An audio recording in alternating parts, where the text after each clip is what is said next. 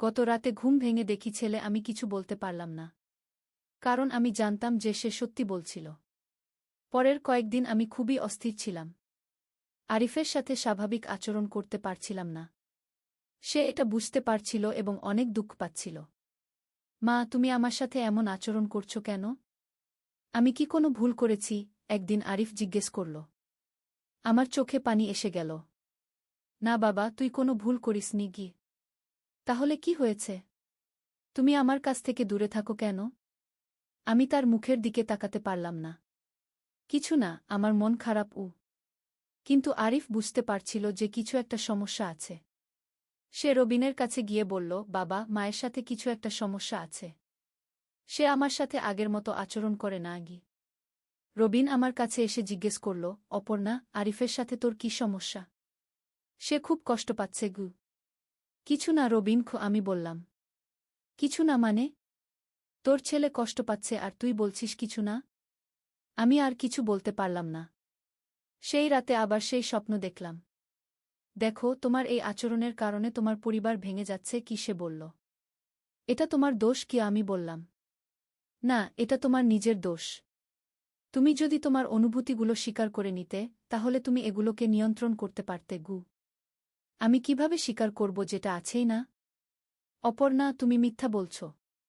তুমি জানো যে তুমি তোমার ছেলের প্রতি শুধু মাতৃত্ব অনুভব করো না গে।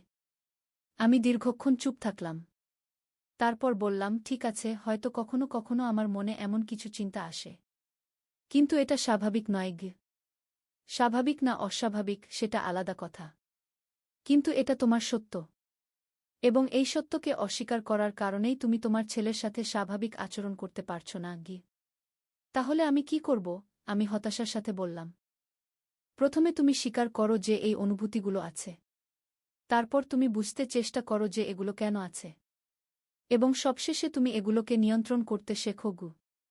পরের দিন সকালে আমি একটা সিদ্ধান্ত নিলাম। আমি একজন মনোবিদের কাছে যাব। ডক্টর রহমানের চেম্বারে গিয়ে আমি সব খুলে বললাম।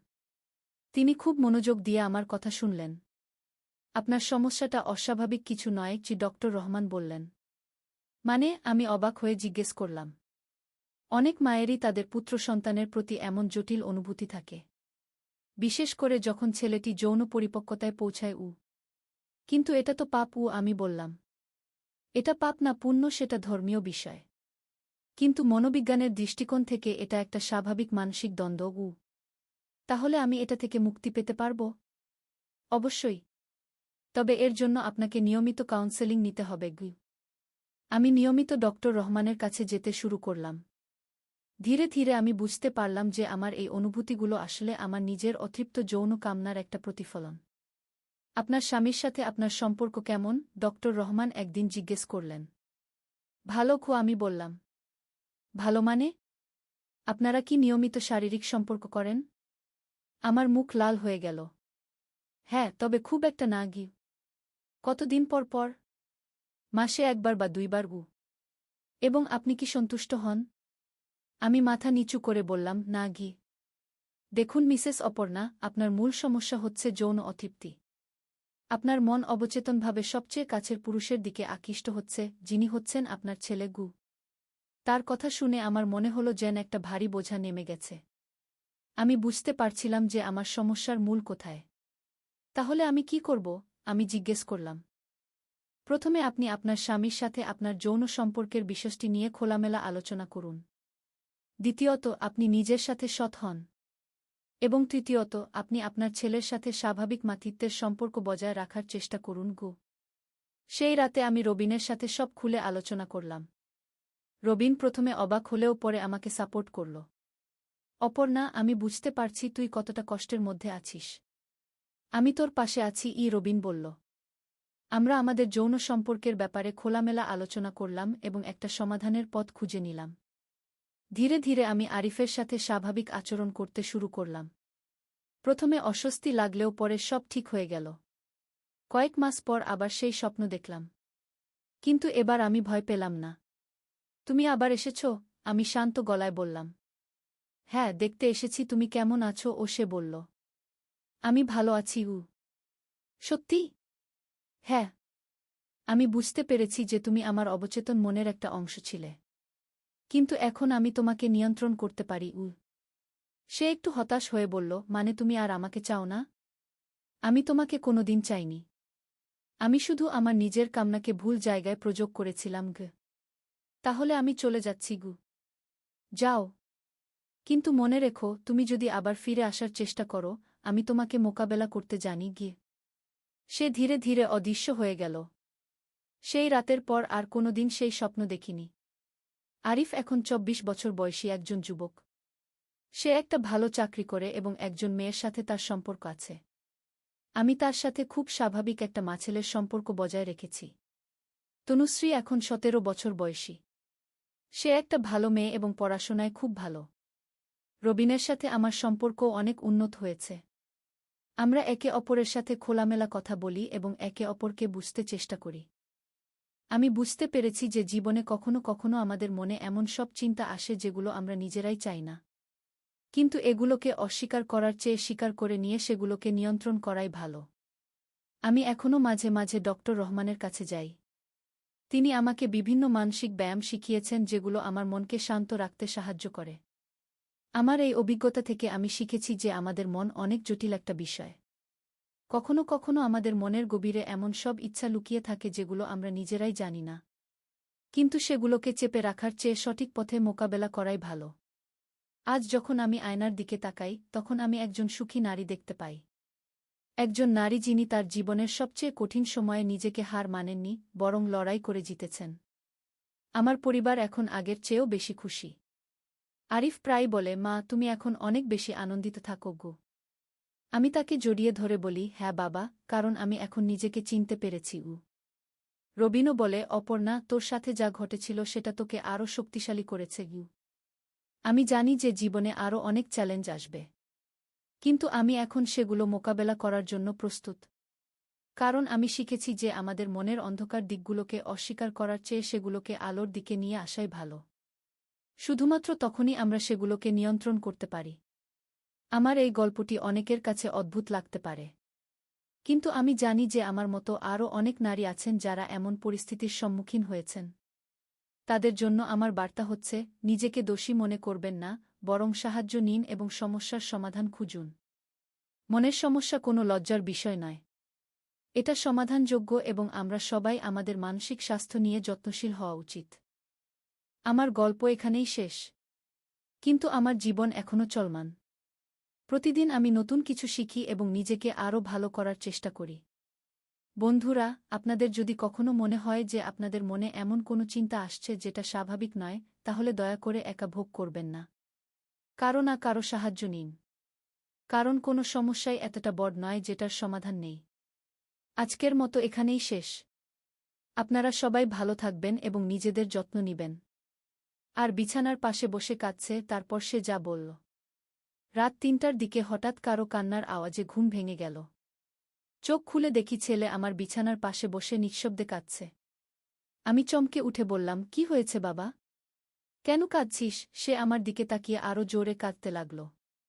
আমি উঠে বসে তার পিঠে হাত বুলিয়ে দিলাম। বল, কি হয়েছে?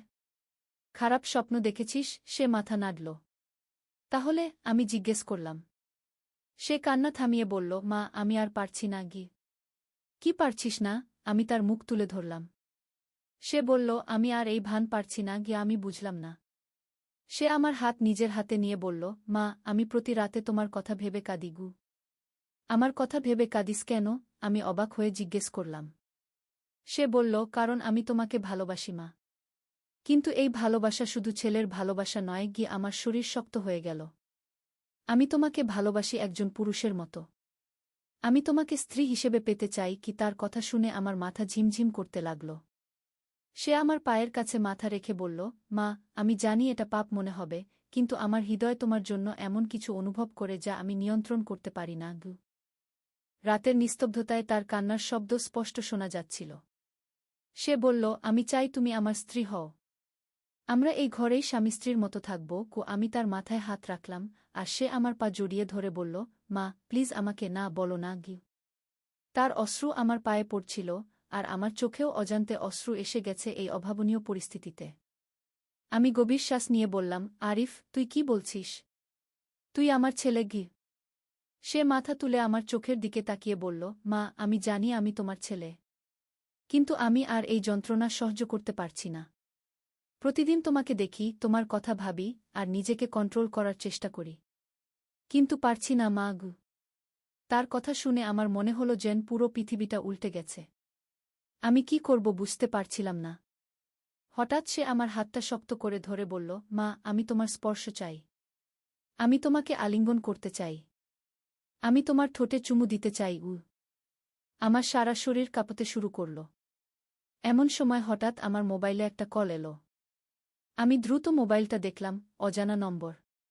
কিন্তু রাত ৩টায় কে ফোন করতে পারে? আমি ফোনটা রিসিভ করলাম। হ্যালো, আমি কাঁপা গলায় বললাম। আম্মু, আম্মু। অপর প্রান্ত থেকে কান্নার আওয়াজ ভেসে এলো। আমি চমকে গেলাম। এটা তো আরিফেরই গলা। কিন্তু আরিফ তো আমার সামনেই বসে আছে। আমি আরিফের দিকে তাকালাম, সে তো এখনও আমার হাত ধরে আছে। কে তুমি? আমি ফোনে জিজ্ঞেস করলাম। আম্মু, আমি আরিফ। আমি বিপদে পড়েছি। আমাকে কিডন্যাপ করেছে। তুমি কোথায় আম্মু?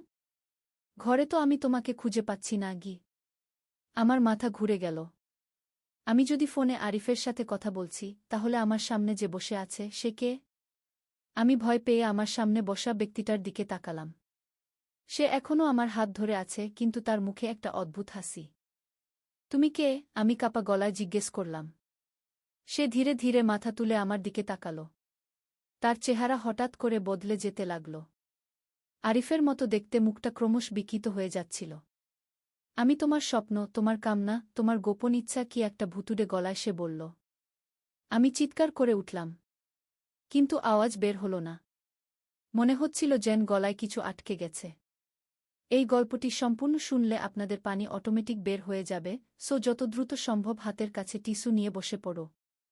বিছানার চাদর যেন নষ্ট না হয় সেটা সম্পূর্ণ খেয়াল রাখার অনুরোধ জানিয়ে গল্পটি এখন শুরু করব। তার আগে সর্বশেষ অনুরোধ, দয়া করে এমন পানি বের করার গল্প নিয়মিত শুনতে আমাদের চ্যানেলটি সকলেই সাবস্ক্রাইব করুন। ধন্যবাদ। হ্যালো বন্ধুরা, আমার নাম অপর্ণা দাস। আমার বয়স ৩৯ বছর। আমার স্বামীর নাম রবিন দাস, বয়স ৫২ বছর। আমাদের ২ সন্তান, আরিফ আর তনুশ্রী। আরিফ ২১ বছর বয়সী, ভার্সিটিতে পড়ে। তনুশ্রী ১৪ বছর বয়সী, হাই স্কুলে যায়। আমার এই গল্পটা শুনে তোমরা হয়তো ভাববে এটা কোনো স্বপ্ন বা কল্পনা। কিন্তু আমি তোমাদের বলছি, এই ঘটনা একদম সত্যি। আমার জীবনে এমন কিছু ঘটেছে যা আমি কোনোদিন ভাবিনি। সেই রাতের পর থেকে আমি বুঝতে পারলাম যে আমার পরিবারের সাথে কিছু একটা অদ্ভুত ব্যাপার ঘটছে। প্রথমে মনে হয়েছিল এটা হয়তো কোনো দুঃস্বপ্ন। কিন্তু পরের দিন সকালে যখন আরিফ স্কুল থেকে ফিরে এসে বলল যে সে গতকাল রাতে ঘর থেকে বের হয়নি, তখন আমার বুকের মধ্যে একটা ভয় বাসা বাঁধল। আমি জানতাম যে যে ব্যক্তিটি গতকাল রাতে আমার কাছে এসেছিল সে আরিফ ছিল না। কিন্তু তাহলে সে কে ছিল? এবং কেনই বা সে আরিফের রূপ ধারণ করেছিল? পরের কয়েকদিন আমি খুব অস্থির ছিলাম। রাতে ঘুমাতে ভয় লাগত। মনে হতো যেন কেউ আমার উপর নজর রাখছে। দিনের বেলাতেও বাড়িতে একা থাকতে অস্বস্তি লাগত। একদিন আমার পুরানো বান্ধবী শিউলি আমার বাড়িতে এসেছিল। আমি তার কাছে সব খুলে বললাম। শিউলি খুব অবাক হয়ে আমার কথা শুনল। অপর্ণা, তুই কি নিশ্চিত যে এটা স্বপ্ন ছিল না? শিউলি জিজ্ঞেস করল। না শিউলি, এটা একদম সত্যি ছিল। আমি স্বপ্ন আর বাস্তবের মধ্যে পার্থক্য বুঝি কি? আমি জোর দিয়ে বললাম। শিউলি একটু ভেবে বলল, শোন অপর্ণা, তোর এই বাড়িটার একটা ইতিহাস আছে। তুই জানিস না হয়তো। কি ইতিহাস? আমি উৎসুক হয়ে জিজ্ঞেস করলাম। এই বাড়িতে আগে একটা পরিবার থাকত। তাদের একটা ছেলে ছিল যে তার মায়ের সাথে শিউলি থেমে গেল। কি? বল না ঘি। আমি তাড়া দিলাম। সেই ছেলেটি তার মায়ের সাথে অস্বাভাবিক সম্পর্কে জড়িয়ে পড়েছিল।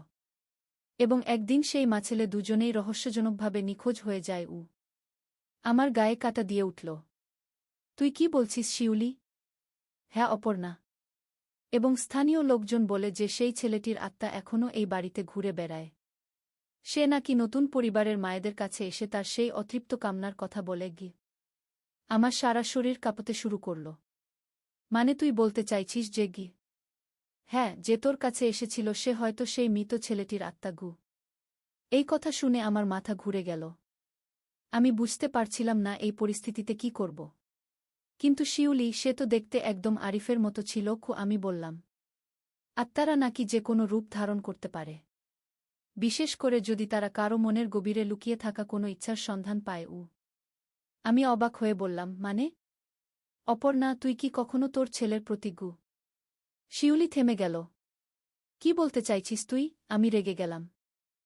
না না, আমি কিছু বলছি না। কিন্তু কখনো কখনো আমাদের অবচেতন মনে এমন কিছু ইচ্ছা লুকিয়ে থাকে যা আমরা নিজেরাই জানি না। আমি শিউলিকে বিদায় দেওয়ার পর সারাদিন ভাবতে থাকলাম তার কথাগুলো। সত্যি কি আমার মনের কোনো গোপন কোণে এমন কোনো ইচ্ছা লুকিয়েছিল? সেই রাত থেকে আমি আরও সতর্ক হয়ে থাকতে লাগলাম। কিন্তু কয়েকদিন পর আবার সেই অদ্ভুত ঘটনা ঘটল।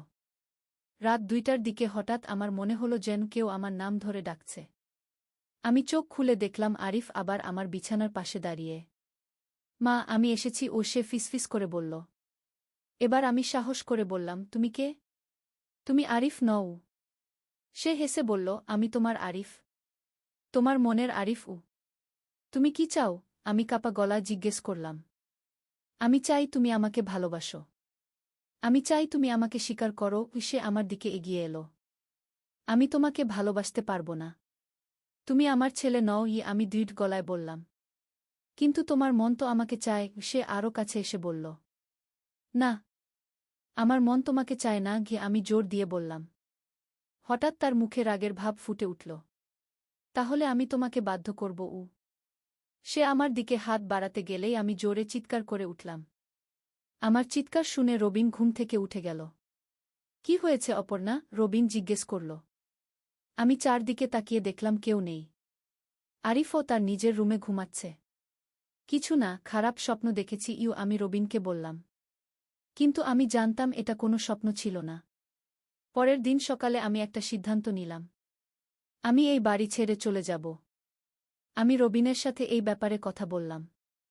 হঠাৎ করে বাড়ি বদলানোর কথা বলছিস কেন? রবিন জিজ্ঞেস করল। আমি সব খুলে বলতে পারলাম না। শুধু বললাম, আমার এই জায়গাটা ভালো লাগছে না। রবিন রাজি হল। আমরা একটা নতুন বাড়ি খোঁজা শুরু করলাম। কিন্তু নতুন বাড়িতে যাওয়ার আগের রাতে আবার সেই ঘটনা ঘটল। এবার সে আরও রাগান্বিত ছিল। তুমি পালিয়ে যেতে চাও? সে গর্জে উঠল। হ্যাঁ, আমি এই জায়গা ছেড়ে চলে যাচ্ছি। আমি সাহস করে বললাম। তুমি যেখানেই যাও, আমি তোমার সাথে থাকব। কারণ আমি তোমার মনের অংশ। তার কথা শুনে আমার বুক ধড়ফড় করতে লাগল। তুমি মিথ্যা বলছ। না, আমি সত্যি বলছি। তুমি তোমার ছেলেকে দেখো কিভাবে? তুমি কি কখনো ভেবেছ যে সে একজন পুরুষ? তুমি কি কখনো তার শরীরের দিকে তাকিয়েছ? থামো, আমি চিৎকার করে বললাম। তুমি নিজের সাথে মিথ্যা বলতে পারো, কিন্তু আমার সাথে পারবে না। কারণ আমি তোমার অবচেতনের অংশও। আমি কান চেপে ধরলাম। তুমি চলে যাও এখান থেকে। আমি যাব। কিন্তু মনে রেখো, তুমি যেদিন নিজের সত্যিকারের ইচ্ছাকে স্বীকার করবে, সেদিন আমি ফিরে আসব। এই বলে সে অদৃশ্য হয়ে গেল। পরের দিন আমরা নতুন বাড়িতে চলে গেলাম। প্রথম কয়েক মাস সব স্বাভাবিক ছিল। আমি ভেবেছিলাম হয়তো সমস্যার সমাধান হয়ে গেছে। কিন্তু একদিন আরিফ যখন ভার্সিটি থেকে ফিরে এসে আমাকে জড়িয়ে ধরল, তখন আমার মনে হলো যেন সেই অদ্ভুত অনুভূতি আবার ফিরে এসেছে। আমি তাড়াতাড়ি আরিফের কাছ থেকে সরে গেলাম। কিন্তু সে লক্ষ্য করল। কি হয়েছে মা? তুমি আমার থেকে দূরে সরে গেলে কেন? আরিফ জিজ্ঞেস করল। কিছু না বাবা, হঠাৎ মাথা ঘুরছিল। আমি অজুহাত দিলাম। কিন্তু সেই রাতে আবার স্বপ্নে দেখলাম সেই অদ্ভুত আরিফ আমার কাছে এসেছে। দেখেছ? আমি বলেছিলাম না যে তুমি আমার থেকে পালাতে পারবে না? সে হেসে বলল। তুমি আমাকে ছেড়ে দাও। আমি কাঁদতে কাঁদতে বললাম। আমি তোমাকে ছাড়ব যখন তুমি স্বীকার করবে যে তুমিও আমাকে চাও। আমি তোমাকে চাই না। তাহলে কেন আজ তুমি তোমার ছেলের স্পর্শ থেকে দূরে সরে গেলে? আমার কোনো উত্তর ছিল না। তুমি জানো অপর্ণা, সত্য হচ্ছে তুমি তোমার ছেলেকে দেখো একজন পুরুষ হিসেবে। তুমি তার কাছে নারী হিসেবে স্বীকৃতি চাও। না, এটা মিথ্যা। আমি কান চেপে ধরলাম। তাহলে প্রমাণ করো। কাল তুমি তোমার ছেলের সাথে স্বাভাবিক আচরণ করো। তাকে জড়িয়ে ধরো, তার সাথে খেলো, তার সাথে হাসো। আমি ঘুম থেকে উঠে গেলাম। সারা রাত আর ঘুম হল না।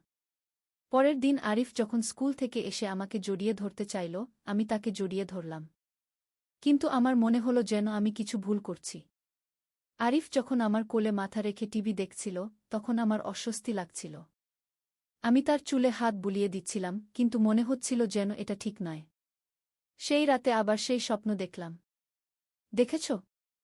তুমি নিজেই বুঝতে পারছ যে তুমি তোমার ছেলের প্রতি মাতৃত্বের চেয়ে বেশি কিছু অনুভব করো। না, আমি চিৎকার করলাম। হ্যাঁ অপর্ণা। এবং এখন সময় এসেছে তুমি এই সত্যটা মেনে নেওয়ার। আমি কোনোদিনও এটা মানব না। তাহলে তুমি সারা জীবন এই যন্ত্রণা ভোগ করবে। তুমি তোমার ছেলের কাছে স্বাভাবিক আচরণ করতে পারবে না। তাওবার পথে। একটি সম্পূর্ণ ইসলামিক উপন্যাস। প্রথম পর্ব, শৈশব ও যৌবনের সূচনা। বর্ণনাকারী, ঢাকার পুরাতন অংশে লালবাগের একটি ছোট্ট গলিতে আব্দুল্লাহ মিয়ার বাড়ি। তিনি একজন সৎ ব্যবসায়ী, কাপড়ের দোকান আছে তার। স্ত্রী আয়েশা খুবই ধার্মিক মহিলা। তাদের 2 সন্তান, বড় ছেলে ইউসুফ আর মেয়ে ফাতিমা। ইউসুফ যখন 10 বছর বয়সে, তখন সে খুবই ভালো ছেলে ছিল। প্রতিদিন ফজরের নামাজ পড়ত, মাদ্রাসায় যেত কোরআন শরীফ পড়তে। কিন্তু বয়স বাড়ার সাথে সাথে খারাপ সঙ্গের কারণে তার মধ্যে পরিবর্তন আসতে শুরু করল। আব্দুল্লাহ, ইউসুফ, তুমি আজকাল নামাজ পড়ছ না কেন? ফজরের সময় তোমাকে ডাকলেও উঠো না। ইউসুফ, আব্বা, আমি খুব ক্লান্ত থাকি। রাতে পড়াশোনা করি বলে। আয়েশা, কিন্তু বেটা, নামাজ তো আমাদের জীবনের সবচেয়ে গুরুত্বপূর্ণ বিষয়। আল্লাহ তায়ালা বলেছেন নামাজ প্রতিষ্ঠা করব। ইউসুফ, আম্মা, আমি জানি। কিন্তু এখনকার যুগে সবকিছু আগের মতো নেই। আমার বন্ধুরাও এসব নিয়ে খুব একটা ভাবে না। বর্ণনাকারী, আব্দুল্লাহ আর আয়েশার মন খারাপ হয়ে গেল। তারা বুঝতে পারছিলেন যে তাদের ছেলে ভুল পথে যাচ্ছে। কিন্তু কিভাবে তাকে বোঝাবেন তা তারা বুঝতে পারছিলেন না। ইউসুফ এখন কলেজে পড়ে। সেখানে তার সাথে হাসান নামে এক বন্ধুর খুব ভাব হয়েছে। হাসান ধার্মিক পরিবারের ছেলে হলেও সে ধর্মের ব্যাপারে উদাসীন। বরং সে নানা রকম খারাপ কাজে জড়িত। হাসান, ইউসুফ, আজ রাতে আমাদের সাথে আয়। একটা পার্টি আছে। অনেক মজা হবে। ইউসুফ, কী রকম পার্টি? হাসান, আরে বন্ধুদের সাথে গানবাজনা, আড্ডা। জীবনটা একটু এনজয় করতে হবে তো। সবসময় তো আর নামাজ কালাম নিয়ে থাকা যায় না। ইউসুফ, কিন্তু আমার বাবা মা। হাসান, তোর বাবা মা কি বলবে? তুই তো আর ছোট বাচ্চা নেই। নিজের জীবনের সিদ্ধান্ত নিজেকেই নিতে হবে। বর্ণনাকারী, ইউসুফের মনে দ্বন্দ্ব চলতে থাকল। একদিকে তার বিবেক তাকে বলছে এটা ঠিক নয়, অন্যদিকে বন্ধুর চাপ আর যুবক বয়সের আবেগ তাকে টানছে অন্যদিকে। সেদিন রাতে ইউসুফ বাবা মাকে মিথ্যা বলে বাইরে গেল। বল যে লাইব্রেরিতে পড়তে যাচ্ছে। কিন্তু গেল হাসানের সাথে সেই পার্টিতে। পার্টিতে গিয়ে দেখল সেখানে অনেক ছেলে মেয়ে আছে। গানবাজনা চলছে, কেউ কেউ ধূমপান করছে। ইউসুফের মন খুব অস্বস্তি হচ্ছিল। ইউসুফ, হাসান, আমার ভালো লাগছে না। আমি বাড়ি যাব। হাসান, কি হয়েছে? এই প্রথম এসেছিস, একটু সময় দে। অভ্যস্ত হয়ে যাবি। বর্ণনাকারী, ইউসুফ সেদিন খুব অস্বস্তিতে কাটাল। বাড়ি ফিরে এসে দেখল তার মা দরজায় অপেক্ষা করছেন। আয়েশা, এত রাত হলো কেন বেটা? লাইব্রেরি তো 8টায় বন্ধ হয়ে যায়। ইউসুফ, আম্মা, বন্ধুদের সাথে একটু আড্ডা দিয়েছিলাম। আয়েশা, কোনো বন্ধুদের সাথে? তুমি কি আমাদের সাথে মিথ্যা বলছ? ইউসুফ, না আম্মা, মিথ্যা বলছি না। আচ্ছা, আমি ঘুমাতে যাই। বর্ণনাকারী, আয়েশা বুঝতে পারলেন যে তার ছেলে মিথ্যা বলছে। তার চোখে পানি এসে গেল। সারারাত তিনি আল্লাহর কাছে দোয়া করলেন তার ছেলের হেদায়েতের জন্য। দ্বিতীয় পর্ব, পতনের শুরু। বর্ণনাকারী, দিন যেতে থাকল। ইউসুফ হাসানের সাথে আরও বেশি সময় কাটাতে শুরু করল। নামাজ কালাম একদম ছেড়েই দিল।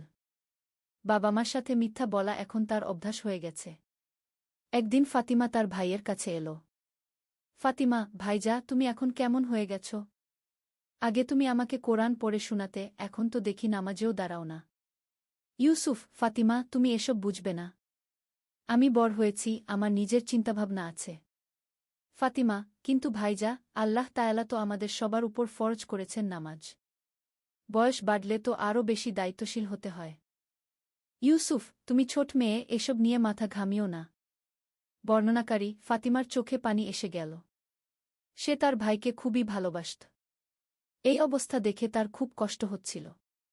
এদিকে আব্দুল্লাহ মিয়া তার দোকানে বসে চিন্তা করছিলেন। তিনি তার ছেলের পরিবর্তন দেখে খুবই উদ্বিগ্ন হয়ে পড়েছেন। আব্দুল্লাহ, করিম ভাই, আপনার সাথে একটু কথা ছিল। করিম: হ্যাঁ ভাই, বলুন। কি ব্যাপার? আব্দুল্লাহ: ইউসুফের ব্যাপারে। ও খুব পাল্টে গেছে। নামাজ পড়ে না, আমাদের সাথে ঠিকমতো কথাও বলে না। করিম: এই বয়সের ছেলে মেয়েদের এরকম হয়। একটু ধৈর্য ধরুন, ঠিক হয়ে যাবে। আব্দুল্লাহ: কিন্তু ভাই, আমার খুব ভয় হচ্ছে। ও কোন পথে চলে যাচ্ছে কে জানে। বর্ণনাকারী: করিম চাচা একজন অভিজ্ঞ মানুষ। তিনি বুঝতে পারলেন যে ব্যাপারটা গুরুতর। করিম: আব্দুল্লাহ ভাই, আপনি শায়েখ আহমদের কাছে যান। উনি অনেক অভিজ্ঞ, হয়তো ভালো কোনো উপায় বলতে পারবেন। আব্দুল্লাহ: জি, সেটাই ভালো হবে। বর্ণনাকারী: পরের দিন আব্দুল্লাহ মিয়া তার স্ত্রী আয়েশাকে নিয়ে শায়েখ আহমদের কাছে গেলেন। শায়েখ আহমদ একজন বয়স্ক আলেম, এলাকার সবাই তাকে খুব সম্মান করে। শায়েখ আহমদ: আসসালামু আলাইকুম ভাই। বসুন বসুন। কি খবর? আব্দুল্লাহ: ওয়া আলাইকুমুসসালাম হুজুর। আপনার দোয়া নিতে এসেছি আমার ছেলে ইউসুফের ব্যাপারে। শায়েখ আহমদ: কি হয়েছে ইউসুফের? আয়েশা: হুজুর, ও এখন আর নামাজ পড়ে না। আমাদের সাথে ভালো ব্যবহার করে না। খারাপ বন্ধুদের সাথে মিশছে। শায়েখ আহমদ: এটা একটা গুরুতর সমস্যা। কিন্তু ঘাবড়াবেন না। আল্লাহ তায়ালা রহমান ও রহিম। তিনি চাইলে যে কোনো অবস্থা পরিবর্তন করতে পারেন। আব্দুল্লাহ: হুজুর, আমরা কি করতে পারি? শায়েখ আহমদ: প্রথমত, আপনারা ইউসুফের জন্য বেশি বেশি দোয়া করুন। আল্লাহ তায়ালার কাছে কান্নাকাটি করুন। দ্বিতীয়ত, তার সাথে রাগারাগি করবেন না। ধৈর্য ধরুন এবং ভালোবাসার সাথে বোঝাতে চেষ্টা করুন। আয়েশা: হুজুর, আমি প্রতিদিন তাহাজ্জুদ পড়ে তার জন্য দোয়া করি। শায়েখ আহমদ: মাশাআল্লাহ। মায়ের দোয়া আল্লাহ তায়ালা কবুল করেন। আপনি দোয়া করতে থাকুন। আর আব্দুল্লাহ ভাই, আপনি ইউসুফকে একবার আমার কাছে নিয়ে আসার চেষ্টা করুন। আব্দুল্লাহ: জি হুজুর, চেষ্টা করব। কিন্তু ও এখন আমাদের কথা তেমন শোনে না। শায়েখ আহমদ: কোনো সমস্যা নেই। আল্লাহ তায়ালা একটা পথ বের করে দেবেন। আপনারা ধৈর্য ধরুন এবং দোয়া করতে থাকুন। তৃতীয় পর্ব, আরও গভীরে। বর্ণনাকারী: ইউসুফের অবস্থা দিন দিন আরও খারাপ হতে থাকল। এখন সে প্রায়ই বাড়ি ফেরে রাত 12টার সময়। হাসান আর তার দলের সাথে নানা রকম খারাপ কাজে জড়িয়ে পড়ল। একদিন রাতে ইউসুফ বাড়ি এসে দেখল তার আব্বা বসে আছেন। আব্দুল্লাহ: ইউসুফ, তুমি এত রাতে কোথা থেকে আসছ? ইউসুফ: আব্বা, বন্ধুদের সাথে ছিলাম। আব্দুল্লাহ: কি করছিলে বন্ধুদের সাথে? ইউসুফ: আব্বা, আপনি আমাকে এত প্রশ্ন কেন করেন? আমি তো কোনো খারাপ কাজ করি না। আব্দুল্লাহ: বেটা, আমি তোমার বাবা। তোমার ভালো মন্দের দায়িত্ব আমার। আজকাল তুমি নামাজ পড়ো না, ভালো বই পড়ো না। এতে আমার চিন্তা হয়। ইউসুফ: আব্বা, যুগের সাথে তাল মিলিয়ে চলতে হয়। এখনকার ছেলেমেয়েরা সবাই এরকমই। আব্দুল্লাহ: কিন্তু বেটা, আমরা মুসলিম। আমাদের কিছু নিয়মকানুন আছে। আল্লাহ তায়ালা আমাদের যেভাবে চলতে বলেছেন সেভাবেই চলা উচিত। ইউসুফ: আব্বা, আমি আর ছোট নেই। আমি নিজে বুঝে কাজ করতে পারি। বর্ণনাকারী: আব্দুল্লাহ মিয়ার মন খুব ভেঙে গেল। তিনি আর কিছু বলতে পারলেন না। এদিকে হাসান ইউসুফকে আরও খারাপ কাজে জড়াতে চাইছিল। হাসান: ইউসুফ, আজ আমাদের সাথে একটা কাজে যেতে হবে। ইউসুফ: কি কাজ? হাসান: একটা দোকান থেকে কিছু জিনিস নিয়ে আসতে হবে। ইউসুফ: মানে? হাসান: আরে, বেশি প্রশ্ন করিস না। চল, পরে বুঝবি। বর্ণনাকারী: ইউসুফ বুঝতে পারল যে এটা চুরির কথা বলা হচ্ছে। তার বিবেক তাকে বাধা দিচ্ছিল। ইউসুফ: হাসান, এটা তো চুরি। আমি এসব করতে পারব না। হাসান: তুই এখনও ছোটদের মতো ভাবিস। জীবনে এগিয়ে যেতে হলে এসব করতেই হয়। তাছাড়া এটা বড় কোনো ব্যাপার না। ইউসুফ: কিন্তু? হাসান: কিন্তু কিছু নেই। তুই আমার সাথে আসবি নাকি না? বর্ণনাকারী: ইউসুফের মন দোটানায় পড়ে গেল। একদিকে বন্ধুত্বের চাপ, অন্যদিকে বিবেকের আওয়াজ। ইউসুফ: ঠিক আছে, যাব। কিন্তু আমি কোনো বড় কাজ করব না। হাসান: হ্যাঁ, তুই শুধু পাহারা দিবি। বর্ণনাকারী সেদিন রাতে ইউসুফ হাসানদের সাথে গেল। তারা একটা মোবাইলের দোকানে চুরি করল। ইউসুফ বাইরে দাঁড়িয়ে পাহারা দিয়েছিল। চুরির ঘটনা শেষ হওয়ার পর ইউসুফের মন খুবই খারাপ লাগছিল। সে অনুভব করছিল যে সে একটা ভুল কাজ করেছে। বাড়ি ফিরে এসে সে দেখল তার মা নামাজের পর দোয়া করছেন। আয়েশা, হে আল্লাহ, আমার ছেলে ইউসুফকে হেদায়েত দিন। তাকে সঠিক পথে ফিরিয়ে আনুন। আমি জানি আপনি সব পারেন। বর্ণনাকারী ইউসুফ মায়ের এই দোয়া শুনে খুবই অস্বস্তি বোধ করল। তার মনে একটা অপরাধবোধ কাজ করতে শুরু করল। চতুর্থ পর্ব, সংকটের শিখর। বর্ণনাকারী ইউসুফের খারাপ কাজের পরিমাণ দিন দিন বাড়তে থাকল। এখন সে হাসানদের সাথে নিয়মিত চুরিচামারিতে জড়িত। তবে তার মনের গভীরে একটা অস্বস্তি সবসময় কাজ করত। একদিন ফাতিমা তার ভাইয়ের রুমে গিয়ে দেখল ইউসুফ নতুন একটা মোবাইল ব্যবহার করছে। ফাতিমা, ভাইজা, এটা কোথা থেকে পেলে?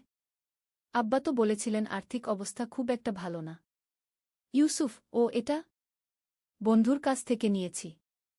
ফাতিমা, কোনো বন্ধু? ইউসুফ, তুমি চিনো না। তুমি তোমার পড়াশোনা নিয়ে থাক। বর্ণনাকারী ফাতিমার সন্দেহ হল। সে বুঝতে পারল যে ভাইজা কিছু লুকাচ্ছে। এদিকে শায়েখ আহমদ একদিন আব্দুল্লাহ মিয়ার দোকানে এলেন। শায়েখ আহমদ, আসসালামু আলাইকুম ভাই। কেমন আছেন? আব্দুল্লাহ, ওয়া আলাইকুমুসসালাম হুজুর। আল্লাহর রহমতে ভালো। শায়েখ আহমদ, ইউসুফের অবস্থা কেমন? আব্দুল্লাহ, হুজুর, আরও খারাপ হয়েছে। এখন প্রায় রাত 2টা-3টায় বাড়ি ফেরে। কিছু বললে রেগে যায়। শায়েখ আহমদ, আল্লাহ তাআলা আমাদের পরীক্ষা করেন। ধৈর্য ধরুন, দোয়া করুন। আব্দুল্লাহ, হুজুর, আমার খুব ভয় লাগে। ও কোনো পথে চলে যাচ্ছে কে জানে? শায়েখ আহমদ, একটা কাজ করুন। আগামীকাল জুমার দিন ইউসুফকে বলুন আপনার সাথে দোকানে আসতে। আমি সেখানে যাব। আব্দুল্লাহ, হুজুর, সে কি আসবে? শায়েখ আহমদ, চেষ্টা করে দেখুন। হয়তো আল্লাহ তাআলার পক্ষ থেকে একটা পথ বের হবে। বর্ণনাকারী পরের দিন আব্দুল্লাহ মিয়া ইউসুফকে বললেন দোকানে আসতে। অনেক জোরাজুরির পর ইউসুফ রাজি হল। দোকানে গিয়ে ইউসুফ দেখল শায়েখ আহমদ বসে আছেন। তার মন খুব অস্বস্তিতে পড়ে গেল। শায়েখ আহমদ, আসসালামু আলাইকুম ইউসুফ। কেমন আছ বেটা? ইউসুফ, ওয়া আলাইকুমুসসালাম হুজুর। ভালো আছি। শায়েখ আহমদ, বস বেটা। তোমার সাথে কিছু কথা ছিল। বর্ণনাকারী ইউসুফ বুঝতে পারল যে এটা তার ব্যাপারে কথা বলার জন্য একটা ব্যবস্থা। তার রাগ হল। ইউসুফ, হুজুর, আমি আসলে তাড়াতাড়ি বাড়ি যাব। শায়েখ আহমদ, 5 মিনিট সময় দাও বেটা। গুরুত্বপূর্ণ কথা। ইউসুফ, কি কথা হুজুর? শায়েখ আহমদ, বেটা, জীবনে কখনো কখনো আমরা ভুল পথে চলে যাই। কিন্তু আল্লাহ তাআলা আমাদের সুযোগ দেন ফিরে আসার। ইউসুফ, হুজুর, আমি কোনো ভুল পথে যাইনি। শায়েখ আহমদ, বেটা, তুমি কি নামাজ পড়ো? ইউসুফ, হুজুর, এটা আমার ব্যক্তিগত ব্যাপার। শায়েখ আহমদ, ইউসুফ, নামাজ কোনো ব্যক্তিগত ব্যাপার নয়। এটা আল্লাহ তাআলার হুকুম। আর হুকুম অমান্য করা মানে বিদ্রোহ। ইউসুফ, হুজুর, আমি এখন যাই। শায়েখ আহমদ, বেটা, একটু শোনো। তুমি জান, আল্লাহ তাআলা কোরআনে বলেছেন, যে তাওবা করে এবং সৎকর্ম করে, আল্লাহ তার তাওবা কবুল করেন গু। ইউসুফ, হুজুর, আমার তাওবা করার কিছু নেই। আমি কোনো খারাপ কাজ করিনি। বর্ণনাকারী শায়েখ আহমদ ইউসুফের চোখে চোখ রেখে বললেন। শায়েখ আহমদ, ইউসুফ, মিথ্যা বলা কিন্তু বড় গুনাহ। আর নিজেকে ধোঁকা দেওয়া আরও বড় বিপদ। ইউসুফ, আমি মিথ্যা বলছি না। আব্বা, আমি বাড়ি যাচ্ছি। বর্ণনাকারী ইউসুফ সেদিন রেগে গিয়ে দোকান থেকে চলে গেল। আব্দুল্লাহ মিয়ার খুব লজ্জা লাগল। আব্দুল্লাহ, হুজুর, দুঃখিত। ও এখন খুবই জেদি হয়ে গেছে। শায়েখ আহমদ, কোনো সমস্যা নেই ভাই। আল্লাহ তাআলা তার কাজ নিজেই করবেন। আপনারা দোয়া করতে থাকুন। বর্ণনাকারী সেদিন রাতে ইউসুফ আরও রেগেছিল। সে হাসানকে ফোন করল। ইউসুফ, হাসান, আজ রাতে কোনো কাজ আছে? হাসান, হ্যাঁ, একটা বড় কাজ আছে। অনেক টাকার ব্যাপার। ইউসুফ, কী রকম কাজ? হাসান, একটা জুয়েলারির দোকানে কাজ আছে। তুই আসবি? ইউসুফ, হ্যাঁ আসব। আজ আমার খুব রাগ হয়েছে। বর্ণনাকারী সেদিন রাতে ইউসুফ হাসানদের সাথে গিয়ে একটা বড় চুরির ঘটনায় জড়িয়ে পড়ল। তারা একটা সোনার দোকান থেকে অনেক দামি জিনিস চুরি করল। পঞ্চম পর্ব, পুলিশের খোঁজ। বর্ণনাকারী চুরির ঘটনার পর কয়েকদিন কেটে গেল। ইউসুফ মনে মনে খুব চিন্তিত ছিল। তার মনে হচ্ছিল কেউ যেন তার পিছনে আছে। একদিন সকালে আব্দুল্লাহ মিয়ার দোকানে দুইজন পুলিশ এল। পুলিশ অফিসার, আসসালামু আলাইকুম। আপনি কি আব্দুল্লাহ? আব্দুল্লাহ, ওয়া আলাইকুমুসসালাম। জি, আমি আব্দুল্লাহ। কি ব্যাপার? পুলিশ অফিসার, আপনার ছেলে ইউসুফ কোথায়? আব্দুল্লাহ, কেন? কি হয়েছে? পুলিশ অফিসার, গত সপ্তাহে একটা জুয়েলারির দোকানে চুরি হয়েছে। আমাদের সন্দেহ আছে আপনার ছেলে এই ঘটনায় জড়িত। বর্ণনাকারী আব্দুল্লাহ মিয়ার মাথায় যেন বজ্রপাত হল। তিনি কিছুক্ষণ কিছু বলতে পারলেন না। আব্দুল্লাহ, অফিসার সাহেব, নিশ্চয়ই কোনো ভুল হচ্ছে। আমার ছেলে এসব করতে পারে না। পুলিশ অফিসার, আমরা আশা করি তাই। কিন্তু তাকে আমাদের সাথে আসতে হবে জিজ্ঞাসাবাদের জন্য। আব্দুল্লাহ, ও এখন বাড়িতে নেই। কলেজে গেছে। পুলিশ অফিসার, ঠিক আছে। আজ সন্ধ্যার মধ্যে থানায় হাজির করবেন। বর্ণনাকারী পুলিশ চলে যাওয়ার পর আব্দুল্লাহ মিয়া দোকান বন্ধ করে দিয়ে বাড়ি চলে গেলেন। গিয়ে দেখেন আয়েশা নামাজ পড়ছেন। আব্দুল্লাহ, আয়েশা, ইউসুফ কোথায়? আয়েশা, সকালে বের হয়েছে। বলেছে কলেজে যাবে। কি হয়েছে? তোমাকে খুব চিন্তিত দেখাচ্ছে। আব্দুল্লাহ, আজ পুলিশ এসেছিল। ইউসুফের ব্যাপারে। আয়েশা, কি? পুলিশ? কেন?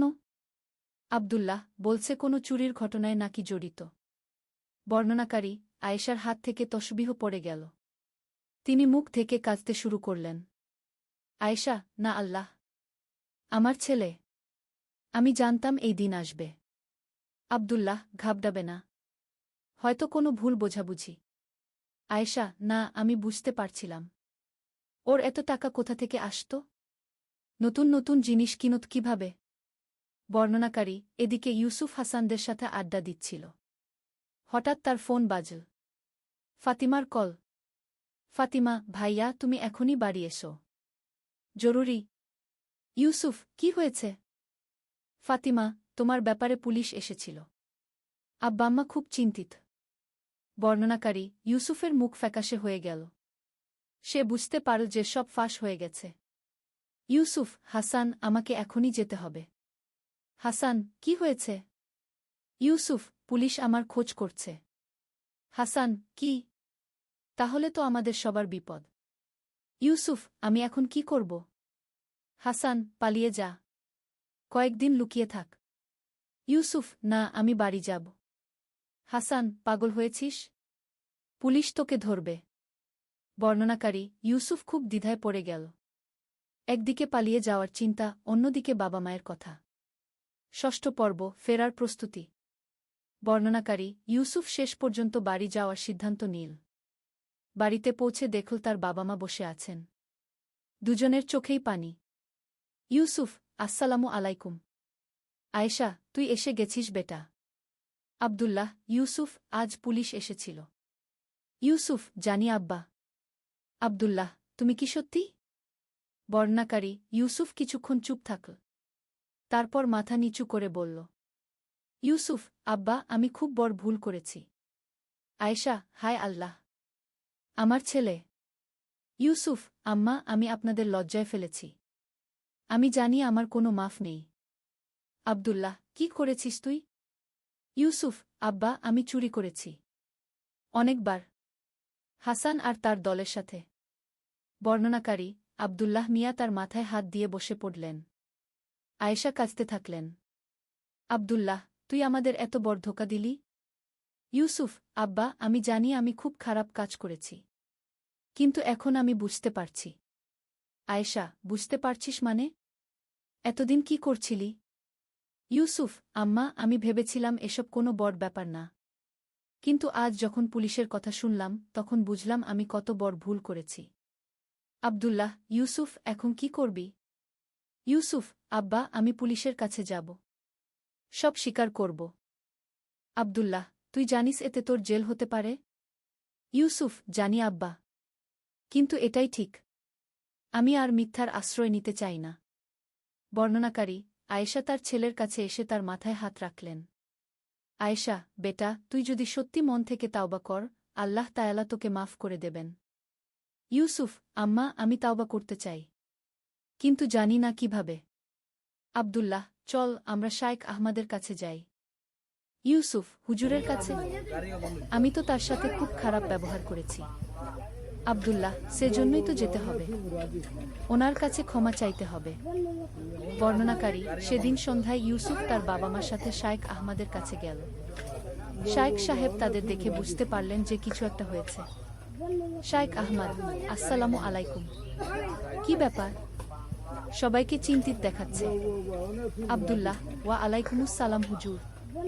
ইউসুফ আপনার কাছে কিছু বলতে চাই। ইউসুফ, হুজুর, আমি আপনার কাছে ক্ষমা চাইতে এসেছি। শায়েখ আহমদ, কিসের জন্য বেটা? ইউসুফ, সেদিন আপনার সাথে যে খারাপ ব্যবহার করেছিলাম, আর আমি অনেক খারাপ কাজ করেছি। শায়েখ আহমদ, বস বেটা, সব খুলে বল। বর্ণনাকারী ইউসুফ সব কিছু খুলে বলল। চুরির কথা, হাসানদের সাথে মেশার কথা, বাবা মার সাথে মিথ্যা বলার কথা। ইউসুফ, হুজুর, আমি খুব বড় গুনাহগার। আল্লাহ তায়ালা কি আমাকে ক্ষমা করবেন? শায়েখ আহমদ, ইউসুফ, আল্লাহ তায়ালা বলেছেন, আমার বান্দারা যারা নিজেদের উপর জুলুম করেছ, তোমরা আল্লাহর রহমত থেকে নিরাশ হজো না। নিশ্চয়ই আল্লাহ সব গুনাহ মাফ করে দেন। ইউসুফ, কিন্তু হুজুর, আমার গুনাহ অনেক বড়। শায়েখ আহমদ, বেটা, আল্লাহর রহমত আরও বড়। তুমি যদি সত্যিকারের তাওবা কর, তিনি অবশ্যই মাফ করবেন। ইউসুফ, হুজুর, আমি কিভাবে তাওবা করব? শায়েখ আহমদ, প্রথমত তোমার গুনাহের জন্য লজ্জিত হও এবং আল্লাহর কাছে ক্ষমা চাও। দ্বিতীয়ত, আর কখনো এসব করবে না বলে দৃঢ় সংকল্প করো। তৃতীয়ত, যাদের ক্ষতি করেছ তাদের ক্ষতিপূরণ দাও। ইউসুফ, হুজুর, আমি সব ফেরত দিতে চাই, কিন্তু পুলিশ আমাকে খুঁজছে। শায়েখ আহমদ, তুমি পুলিশের কাছে গিয়ে সব স্বীকার কর। সততার সাথে বিচারের মুখোমুখি হও। এটাও তাওবার অংশ। আব্দুল্লাহ, হুজুর, ওর জেল হলে? শায়েখ আহমদ, আব্দুল্লাহ ভাই, আল্লাহ তায়ালা যেটা ভালো মনে করবেন সেটাই হবে, তবে সততার পথ সবসময় উত্তম। সপ্তম পর্ব, আত্মসমর্পণ। বর্ণনাকারী পরের দিন সকালে ইউসুফ তার বাবার সাথে থানায় গেল। পুলিশ অফিসার তাদের দেখে অবাক হলেন। পুলিশ অফিসার, আপনারা এসে গেছেন? আমরা তো সন্ধ্যায় আসার কথা বলেছিলাম। আব্দুল্লাহ, অফিসার সাহেব, আমার ছেলে আপনাদের কিছু বলতে চায়। ইউসুফ, স্যার, আমি সব স্বীকার করতে চাই। পুলিশ অফিসার, মানে? ইউসুফ, আমি জুয়েলারির দোকানে চুরিতে জড়িত ছিলাম। আমি সব বলে দেব। বর্ণনাকারী পুলিশ অফিসার খুবই অবাক হলেন। তিনি আগে কখনো দেখেননি কোনো অপরাধী এভাবে স্বেচ্ছায় এসে সব স্বীকার করছে। পুলিশ অফিসার, তুমি জানো এর মানে কি? ইউসুফ, জানি স্যার। আমার জেল হতে পারে, কিন্তু আমি আর মিথ্যা বলতে চাই না। পুলিশ অফিসার, তোমার সাথে আর কারা ছিল? ইউসুফ, স্যার, আমি সবার নাম দেব, তবে একটা কথা, আমি যা করেছি সেটা আমার নিজের ইচ্ছায়, কেউ আমাকে জোর করেনি। বর্ণনাকারী ইউসুফ সব কিছু খুলে বলল। হাসানদের নাম দিল, কোথায় চুরি করেছে, কি কি নিয়েছে, সব। পুলিশ অফিসার, চুরির মাল কোথায়? ইউসুফ, স্যার, যেটুকু আমার কাছে আছে সব এনেছি। বর্ণনাকারী ইউসুফ একটা ব্যাগ থেকে মোবাইল, গহনা আর কিছু টাকা বের করে দিল। ইউসুফ, স্যার, আমি চাই এগুলো মালিকদের কাছে ফেরত দেওয়া হোক। পুলিশ অফিসার, তুমি কি আইনজীবী নিতে চাও? ইউসুফ, না স্যার, আমি যা করেছি তার জন্য যা শাস্তি হয় সেটা মেনে নেব।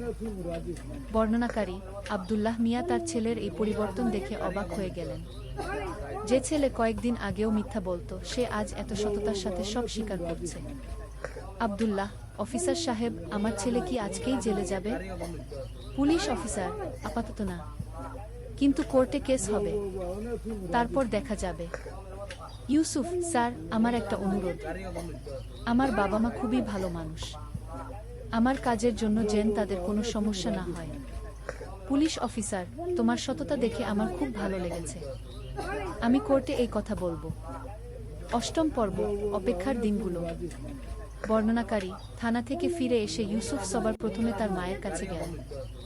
ইউসুফ, আম্মা, আমি আপনার পায়ে পড়ি, আমাকে ক্ষমা করুন। আয়েশা, উঠ বেটা, তুই আমার ছেলে, আমি তোর জন্য রাগ করব কি করে? ইউসুফ, আম্মা, আমি আপনাদের এত কষ্ট দিয়েছি, এত লজ্জায় ফেলেছি। আয়েশা, বেটা, তুই যেভাবে সব স্বীকার করেছিস এতে আমার গর্ব হয়েছে। আল্লাহ তাআলা তোকে হেদায়েত দিয়েছেন। বর্ণনাকারী ফাতিমাও তার ভাইয়ের কাছে এলো। ফাতিমা, ভাইজা, আমি জানতাম তুমি ভালো হয়ে যাবে, আমি প্রতিদিন তোমার জন্য দোয়া করতাম। ইউসুফ, ফাতিমা, তোর মতো বোন পেয়ে আমি ভাগ্যবান। বর্ণনাকারী, সেই রাতে ইউসুফ অনেক দিন পর নামাজ পড়ল। তার চোখে পানি আসছিল। ইউসুফ, হে আল্লাহ, আমি খুব বড় গুনাহগার, আমি জানি আমার মাফ পাওয়ার যোগ্যতা নেই, কিন্তু আপনি তো রহমান, আপনি আমাকে ক্ষমা করুন, আমি আর কখনো খারাপ কাজ করব না। বর্ণনাকারী, পরের কয়েকদিন ইউসুফ বাড়িতেই থাকল।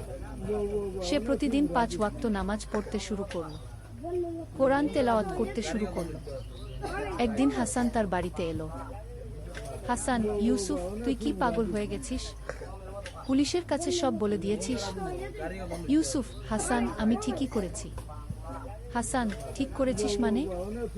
আমাদেরও তো সমস্যা হবে। ইউসুফ, হাসান, আমি তোর নামও দিয়েছি, কিন্তু তুই যদি তাওবা করিস আল্লাহ তোকেও মাফ করে দেবেন। হাসান, আবার শুরু করলি? তোর মাথা খারাপ হয়ে গেছে। ইউসুফ, হাসান, আমার মাথা এখন ঠিক হয়েছে, আগে খারাপ ছিল। হাসান, তুই একদম পাল্টে গেছিস। ইউসুফ, হ্যাঁ, আলহামদুলিল্লাহ, আল্লাহ তাআলা আমাকে হেদায়েত দিয়েছেন। বর্ণনাকারী, হাসান রেগে গিয়ে চলে গেল, কিন্তু ইউসুফ তার জন্য দোয়া করল। কয়েকদিন পর শাইখ আহমদ ইউসুফদের বাড়িতে এলেন। শাইখ আহমদ, আসসালামু আলাইকুম। ইউসুফ কেমন আছে? আয়েশা, ওয়া আলাইকুমুস সালাম হুজুর। আলহামদুলিল্লাহ, আমার ছেলে অনেক পাল্টে গেছে। শাইখ আহমদ, ইউসুফ, এসো বেটা। ইউসুফ, আসসালামু আলাইকুম হুজুর। শাইখ আহমদ, ওয়া আলাইকুমুস সালাম। কেমন আছো? ইউসুফ, আলহামদুলিল্লাহ হুজুর, আল্লাহ তাআলার অশেষ কৃপায় ভালো আছে। শাইখ আহমদ, মাশাআল্লাহ, তোমার তাওবা দেখে আমার খুব খুশি লেগেছে। ইউসুফ, হুজুর, এই তাওবা কি আল্লাহ তাআলা কবুল করবেন? শাইখ আহমদ, অবশ্যই বেটা। আল্লাহ তাআলা বলেছেন, যে তাওবা করে এবং ঈমান আনে ও সৎকর্ম করে এরাই তারা যাদের পাপগুলোকে পুণ্যে রূপান্তরিত করে দেওয়া হবে। ইউসুফ, সুবহানাল্লাহ, আল্লাহ তাআলা কত দয়ালু। নবম পর্ব, কোর্টে। বর্ণনাকারী, 2 সপ্তাহ পর ইউসুফের কোর্টে হাজিরার দিন এলো। সেদিন সকালে পুরো পরিবার একসাথে দোয়া করল। আব্দুল্লাহ, হে আল্লাহ, আমার ছেলে তাওবা করেছে, আপনি তার উপর দয়া করুন। আয়েশা, হে আল্লাহ, আমার ছেলেকে ভালো রাখুন, তার হৃদয়ে ঈমান আর তাকওয়া বাড়িয়ে দিন। ফাতিমা, আল্লাহ ভাইয়ার উপর সহজ করুন। ইউসুফ, আমিন। হে আল্লাহ, আপনি যা ভালো মনে করেন তাই করুন, আমি আপনার ফয়সালা মেনে নেব। বর্ণনাকারী, কোর্টে গিয়ে দেখল অনেক মানুষ। ইউসুফের বুক ধড়ফড় করছিল, কিন্তু সে মনে মনে আল্লাহর নাম জপ করছিল। বিচারক, ইউসুফ, তুমি কি স্বীকার করো যে তুমি চুরির সাথে জড়িত ছিলে? ইউসুফ, জি হুজুর, আমি সব স্বীকার করি। বিচারক, তুমি জানো এর শাস্তি কি? ইউসুফ, জি হুজুর, আমি যা করেছি তার জন্য আমি লজ্জিত, আমি আর কখনো এসব করব না। বর্ণনাকারী, পুলিশ অফিসার বিচারকের কাছে বলল। পুলিশ অফিসার, হুজুর, এই ছেলেটি স্বেচ্ছায় এসে সব স্বীকার করেছে, চুরির মাল ফেরত দিয়েছে, আমি এমন সততা আগে দেখিনি। বিচারক, ইউসুফ, তুমি কেন স্বেচ্ছায় এসে স্বীকার করলে? ইউসুফ, হুজুর, আমি বুঝতে পেরেছি যে আমি ভুল করেছি, আমি আল্লাহর কাছে তাওবা করেছি, এখন আইনের কাছেও সত্য বলতে চাই। বিচারক, তোমার এই সততা প্রশংসনীয়, তবে আইন তো আইন। বর্ণনাকারী, এই সময় দোকানের মালিক যার কাছ থেকে চুরি হয়েছিল সে উঠে দাঁড়াল। দোকানদার, হুজুর, আমি কিছু বলতে চাই। বিচারক, হ্যাঁ বলুন। দোকানদার, হুজুর, এই ছেলে আমার কাছে এসে ক্ষমা চেয়েছে, আমার মাল ফেরত দিয়েছে, আমি তাকে ক্ষমা করে দিয়েছি। বিচারক, আপনি নিশ্চিত?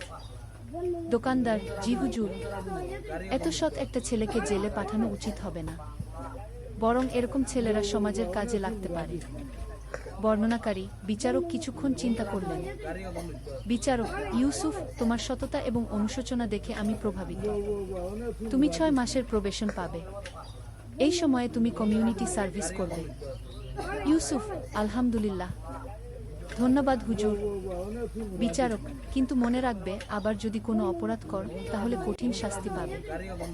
ইউসুফ: হুজুর, আমি আল্লাহর শপথ করে বলছি, আমি আর কখনো কোনো খারাপ কাজ করব না। বর্ণনাকারী: কোর্ট থেকে বের হয়ে ইউসুফ সিজদায় পড়ে গেল। ইউসুফ: আলহামদুলিল্লাহি রাব্বিল আলামিন। আল্লাহ তাআলা আমার উপর কত দয়া করেছেন। 10ম পর্ব, নতুন জীবনের শুরু। বর্ণনাকারী: প্রবেশনের সময় ইউসুফ হাসপাতালে রোগীদের সেবা করত। প্রতিদিন ফজরের পর সে হাসপাতালে যেত এবং বিকেলে ফিরত। ইউসুফ: আম্মা, আজ হাসপাতালে একজন বৃদ্ধ মানুষের সাথে দেখা হলো।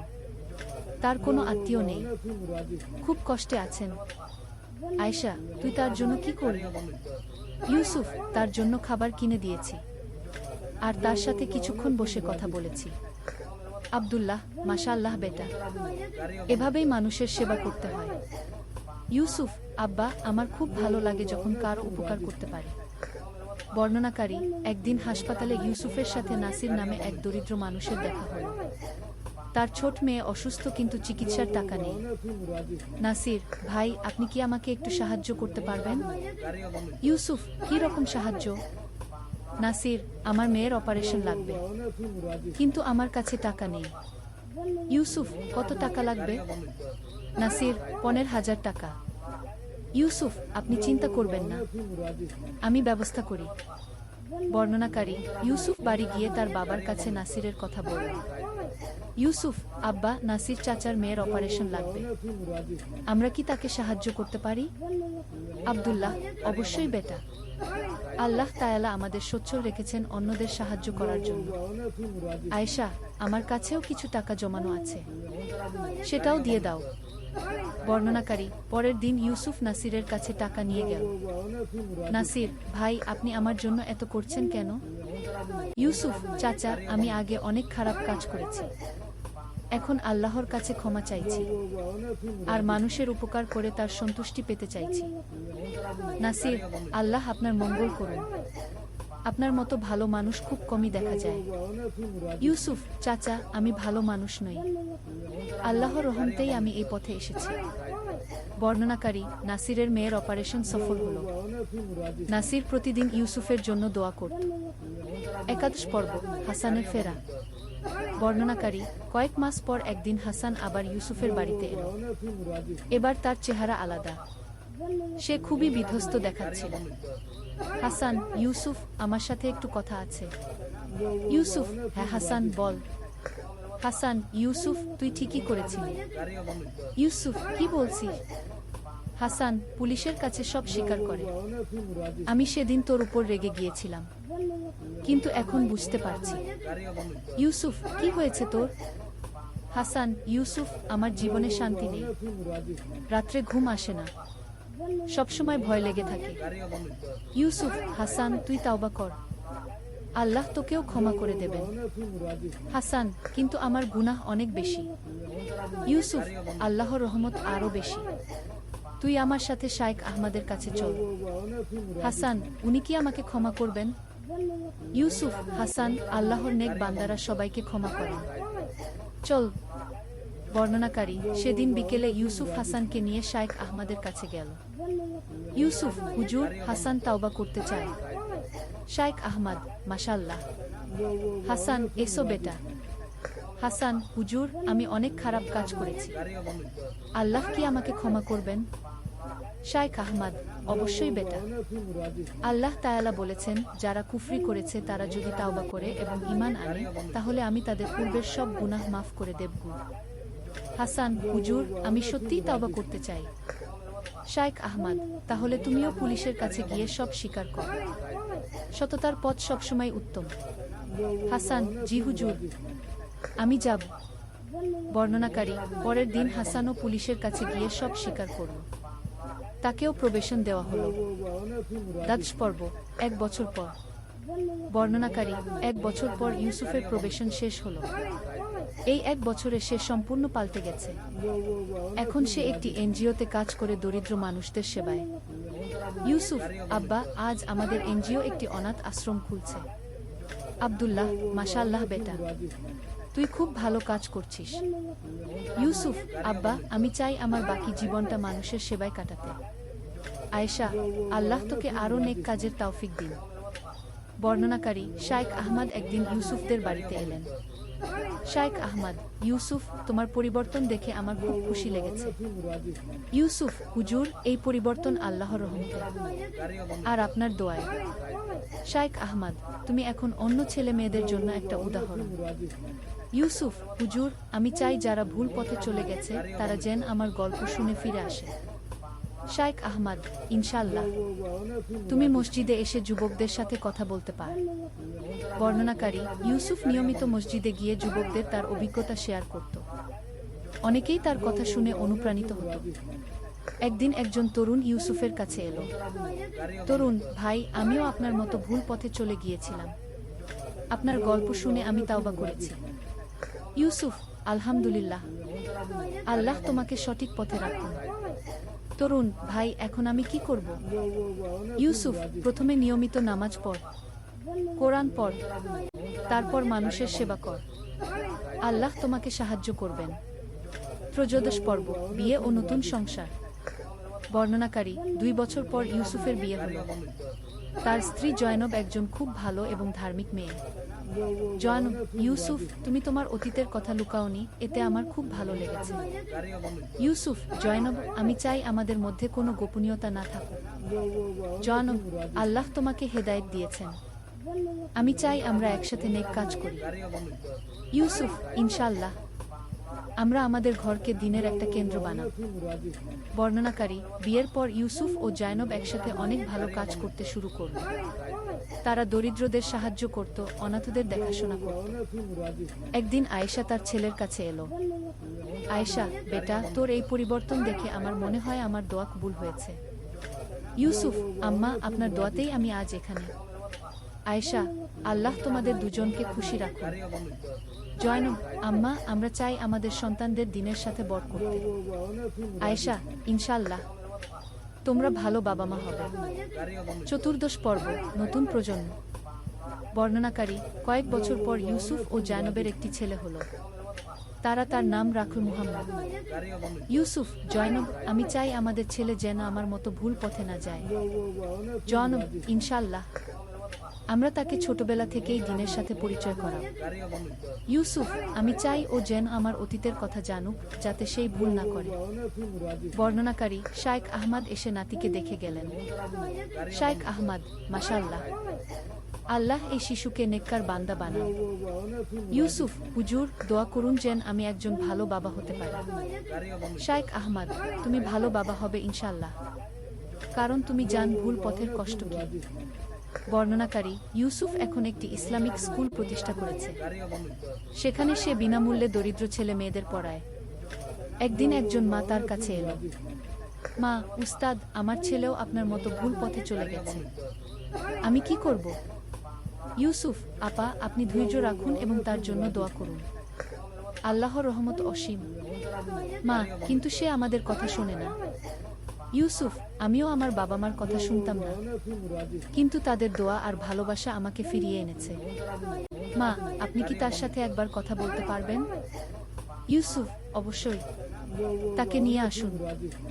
পঞ্চদশ পর্ব, চক্র সম্পূর্ণ হওয়া।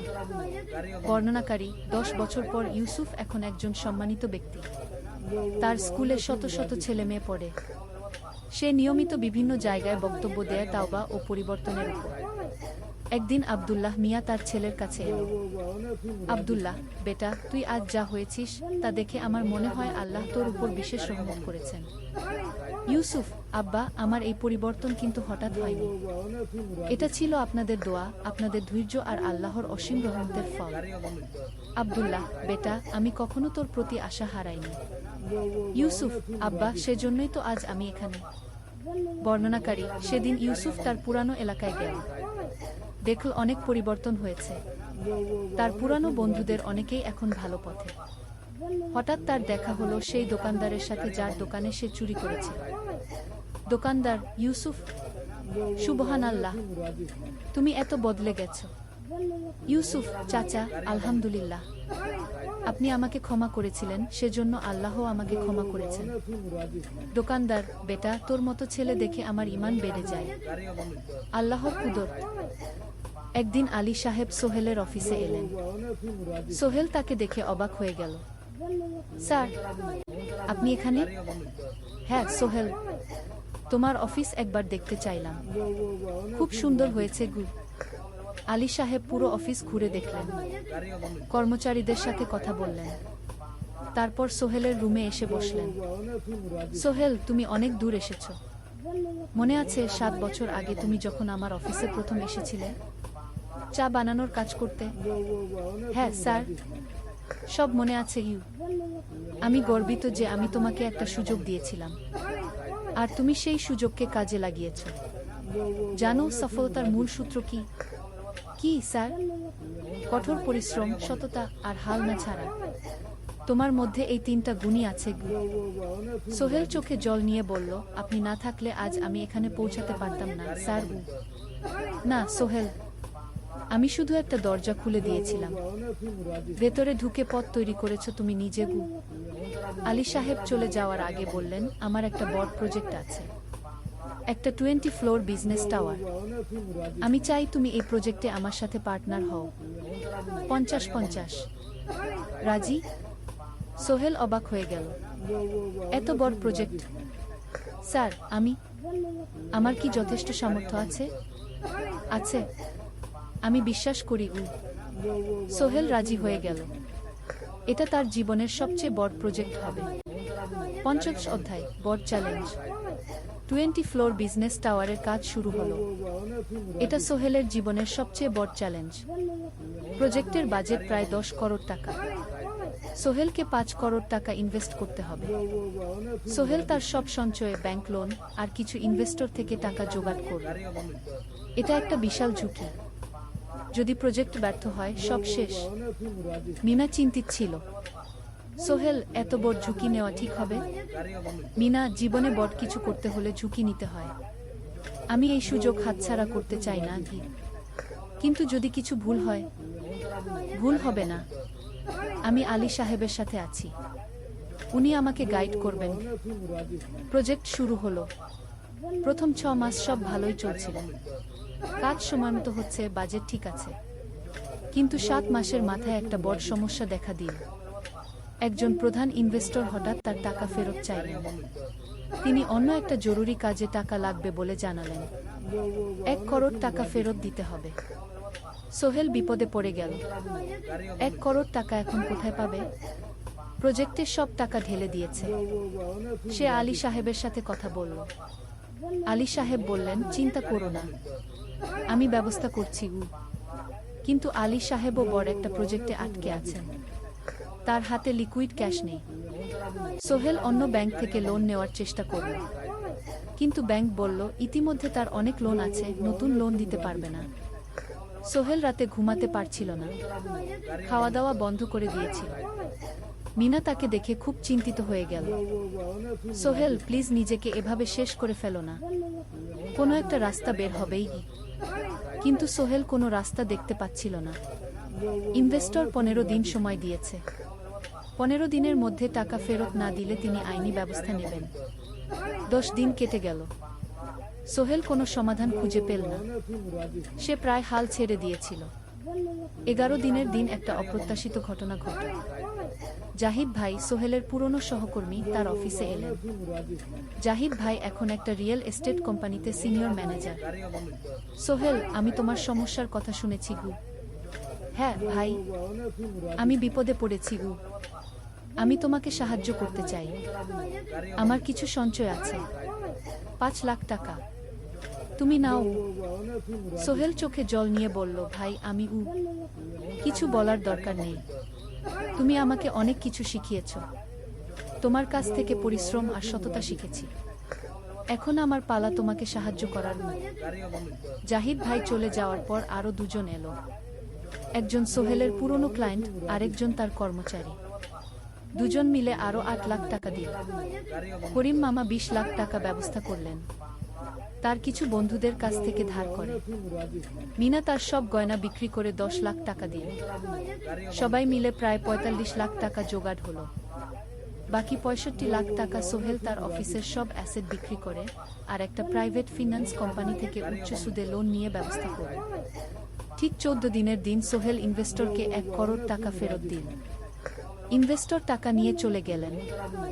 সোহেল তার অফিসে ফিরে এসে চেয়ারে বসে কাঁদল। এত চাপ, এত টেনশন সব যেন একসাথে বের হয়ে এলো। মিনা এসে তাকে জড়িয়ে ধরল। আমরা পেরেছি সোহেল, আমরা পেরেছি গু। ষোড়শ অধ্যায় পুনরুদ্ধার। এই ঘটনার পর সোহেল আরও সাবধান হয়ে গেল। সে বুঝল ব্যবসায় শুধু সাহস নয়, বুদ্ধিও লাগে। ঝুঁকি নিতে হয় কিন্তু হিসাব করে। প্রজেক্ট চলতে থাকল। এবার সোহেল আরও সতর্কতার সাথে সবকিছু পরিচালনা করল। প্রতিটা খরচ হিসাব করল, প্রতিটা সিদ্ধান্ত ভেবেচিন্তে নিয়ে। আরও 1 বছর পর 20 ফ্লোর বিজনেস টাওয়ার সম্পন্ন হল। চমৎকার বিল্ডিং, শহরের অন্যতম সুন্দর ভবন। বিল্ডিংয়ের উদ্বোধন অনুষ্ঠানে শহরের মেয়র এলেন। অনেক ব্যবসায়ী, সাংবাদিক এলেন। সোহেলের নাম পত্রিকা ছাপা হলো। স্বপ্নের শহরে এক তরুণ উদ্যোক্তার সফলতার গল্প। প্রজেক্ট থেকে সোহেলের লাভ হলো প্রায় 2 করোড় টাকা। এই টাকা দিয়ে সে সব ঋণ শোধ করল। জাহিদ ভাইয়ের টাকা ফেরত দিয়ে করিম মামার ঋণ শোধ করল। যারা সাহায্য করেছিল সবাইকে টাকা ফেরত দিল। মিনার জন্য নতুন গয়না কিনল, আরো সুন্দর। তার মাকে গ্রামে একটা নতুন পাকা বাড়ি বানিয়ে দিল। মা কাঁদতে কাঁদতে বললেন, তোর বাবা বেঁচে থাকলে কত খুশি হতো। তুই আমার সব স্বপ্ন পূরণ করেছিস। সোহেল নিজেদের জন্য একটা ফ্ল্যাট কিনল। 4 রুমের ফ্ল্যাট, সমুদ্রের কাছে। এখন আর ভাড়া বাড়িতে থাকতে হয় না। সপ্তদশ অধ্যায় প্রতিদান। সোহেল এখন একজন প্রতিষ্ঠিত উদ্যোক্তা, কিন্তু সে তার শেখ ভোলেনি।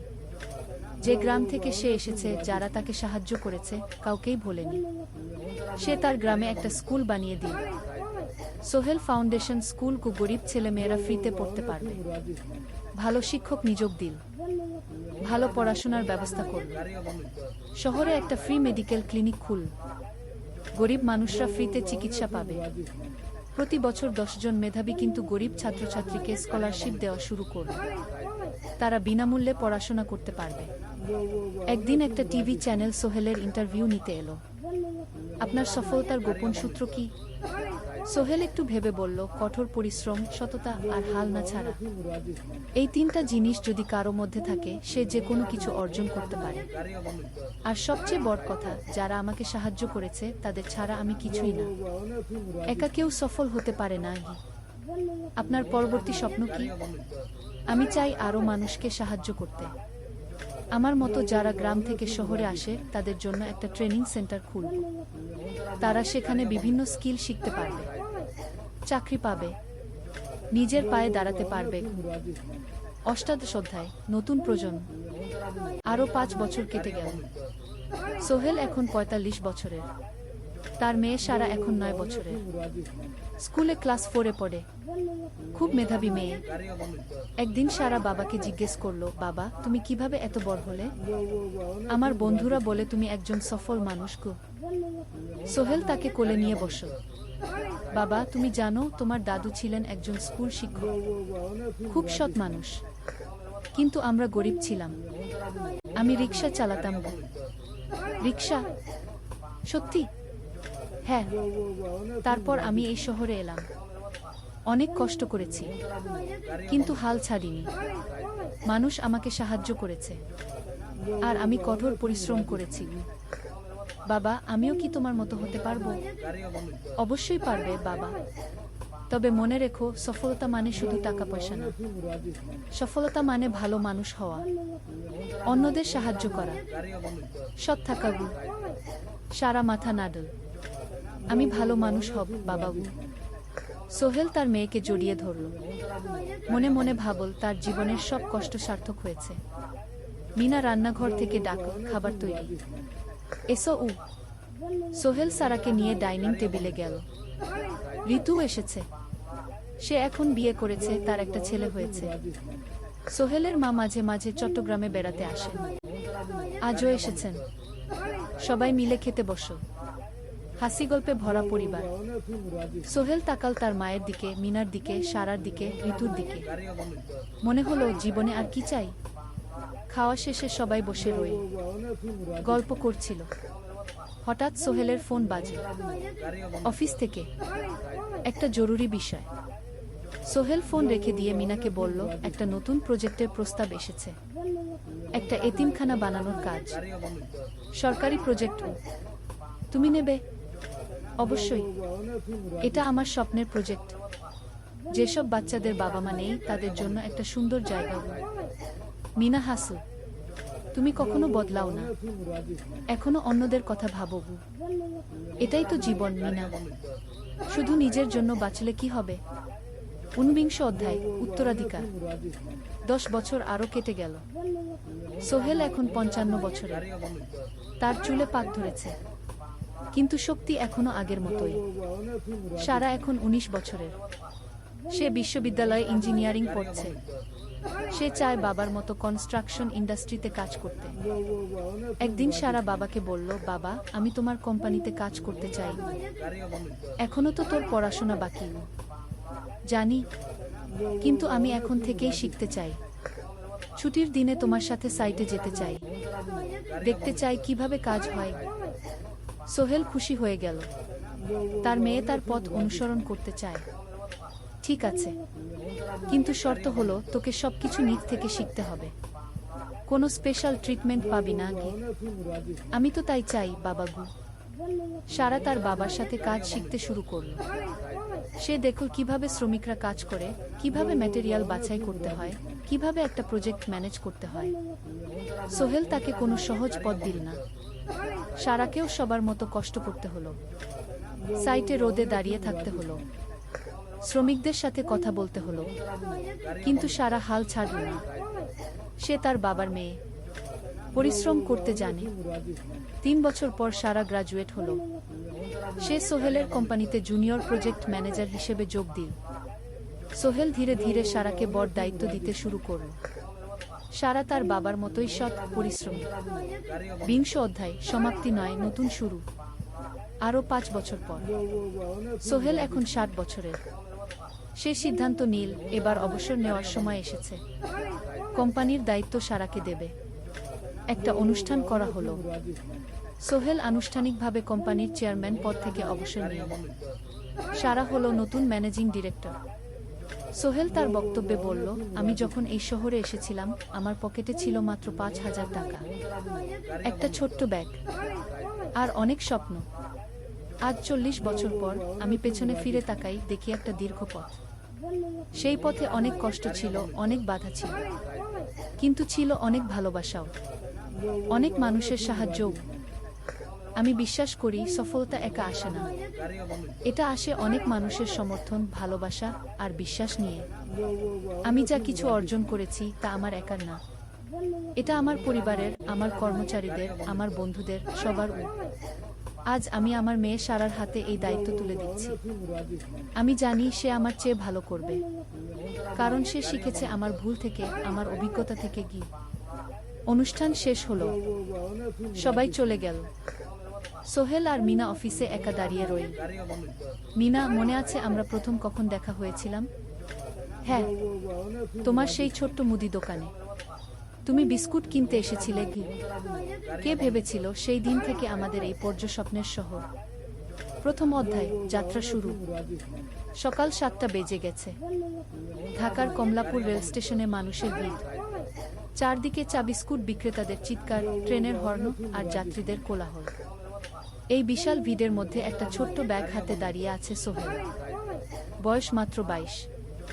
গায়ের রং শ্যামলা, চোখে স্বপ্নের ঝিলিক। ভাইজা, চট্টগ্রামের টিকিট আছে? সোহেল টিকিট কাউন্টারের সামনে দাঁড়িয়ে জিজ্ঞেস করল। আছে। 30 টাকা। কাউন্টারের লোকটা উত্তর দিল। সোহেল তার পকেট থেকে টাকা বের করল। মোট 5,000 টাকা। এই টাকা সে জমিয়েছে গত 3 বছরে রিক্সা চালিয়ে। তার স্বপ্ন ছিল চট্টগ্রাম গিয়ে একটা ভালো চাকরি পাওয়া। গ্রামে আর থাকতে চায় না সে। বাবা মারা গেছেন 10 বছর আগে। মা আর ছোট বোন ঋতুকে নিয়ে সংসার চালাচ্ছিল রিক্সা চালিয়ে। কিন্তু এভাবে তো আর সারা জীবন চলবে না। টিকিট কেটে সোহেল প্ল্যাটফর্মে এলো। ট্রেন ছাড়বে আর মাত্র 15 মিনিট পরে। সে একটা বেঞ্চে বসে পড়ল, ব্যাগটা বুকের কাছে চেপে ধরল। এই ব্যাগে আছে তার সব সম্পদ, কিছু কাপড়, একটা ছোট্ট ফটো ফ্রেমে বাবা মায়ের ছবি, আর কিছু টাকা। কোথায় যাচ্ছেন? পাশে বসা একজন বয়স্ক মানুষ জিজ্ঞেস করলেন। চট্টগ্রাম কাকা। চাকরি খুঁজতে যাচ্ছি কি? সোহেল বিনয়ের সাথে উত্তর দিল। ভালো, তবে শহরে সাবধানে থাকবেন। শহর মানে অনেক সুযোগ, কিন্তু অনেক ফাঁদও আছে, খুব বয়স্ক লোকটা বললেন। সোহেল মাথা নাড়ল। সে জানে শহরের জীবন সহজ না, কিন্তু তার কোনো বিকল্প নেই। গ্রামে রিক্সা চালিয়ে মাসে ৩,৫০০ টাকা আয় হতো। তার মধ্যে সংসার চালাতে হতো, বোনের স্কুলের খরচ দিতে হতো, মায়ের ওষুধের খরচ দিতে হতো। কিছুই বাঁচত না। আর এই জীবন থেকে বেরোনোর একটাই পথ, শহরে গিয়ে ভালো কাজ খুঁজে নেওয়া। সোহেল মনে মনে ভাবল তার বাবার কথা। বাবা ছিলেন একজন স্কুল শিক্ষক, খুব সৎ মানুষ ছিলেন। সবসময় বলতেন, সোহেল, তুই লেখাপড়া শিখে বড় মানুষ হবি। আমাদের পরিবারে আর কেউ বড় চাকরি করেনি, তুই করবি। কিন্তু বাবা যখন মারা গেলেন তখন সোহেল মাত্র এসএসসি পরীক্ষা দিয়েছে। ফলাফল ভালো হয়েছিল, জিপিএ অর্ধচতুর। কিন্তু বাবার মৃত্যুর পর আর পড়া হলো না। পরিবারের দায়িত্ব নিতে হলো। ট্রেন ছাড়ল। সোহেল জানালার পাশে বসে বাইরে তাকাল। ধানক্ষেত, নদী, ছোট ছোট গ্রাম, সব পেছনে ফেলে ট্রেন এগিয়ে চলল। সোহেলের মনে হলো সে যেন তার পুরনো জীবনটাকেও পেছনে ফেলে আসছে। ট্রেনে একজন হকার এসে চা বিক্রি করছিল। সোহেল একটা চা কিনল, 10 টাকা। চা খেতে খেতে সে ভাবছিল, চট্টগ্রাম পৌঁছে কি হবে? করিম মামা তাকে সাহায্য করবেন তো? চাকরি পাওয়া যাবে তো? করিম মামা আসলে সোহেলের খুব দূর সম্পর্কের মামা। সোহেলের দাদির বোনের ছেলে। অনেক বছর আগে গ্রাম ছেড়ে চট্টগ্রামে চলে গিয়েছিলেন। সেখানে একটা কনস্ট্রাকশন কোম্পানিতে কাজ করেন। বছরে একবার দুবার গ্রামে আসতেন। গত বছর যখন এসেছিলেন তখন সোহেলের মাকে বলেছিলেন, সোহেলকে চট্টগ্রাম পাঠান, আমি একটা কাজের ব্যবস্থা করে দেব। সেই কথাতেই ভরসা করে সোহেল আজ এই যাত্রা। দ্বিতীয় অধ্যায়, নতুন শহর। চট্টগ্রাম পৌঁছাতে প্রায় 6 ঘন্টা লেগে গেল। দুপুর 1টা বাজে। সোহেল স্টেশন থেকে বের হয়ে শহরের রাস্তায় দাঁড়াল। কি বিশাল শহর! এত গাড়ি, এত মানুষ।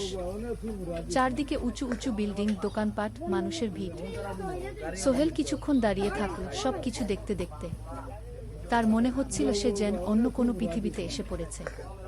তার পকেটে একটা ছোট্ট কাগজ আছে। সেখানে লেখা একটা ঠিকানা, করিম মিয়া, বাড়ি নং 23, রোড নং 5, আগ্রাবাদ, চট্টগ্রামকে। সোহেল একটা রিক্সা ডাকল। কত নেবেন আগ্রাবাদ যেতে? 50 টাকা গু। সোহেল রিক্সায় উঠল। রাস্তার দুধারে দোকান, মার্কেট, অফিস, সবকিছু দেখতে দেখতে সে অবাক হয়ে গেল। এত বড় শহর, এত কিছু। গ্রামের সেই ছোট্ট বাজারের সাথে কোনো তুলনাই হয় না। প্রায় আধা ঘন্টা পর রিক্সা একটা পুরনো বাড়ির সামনে থামল।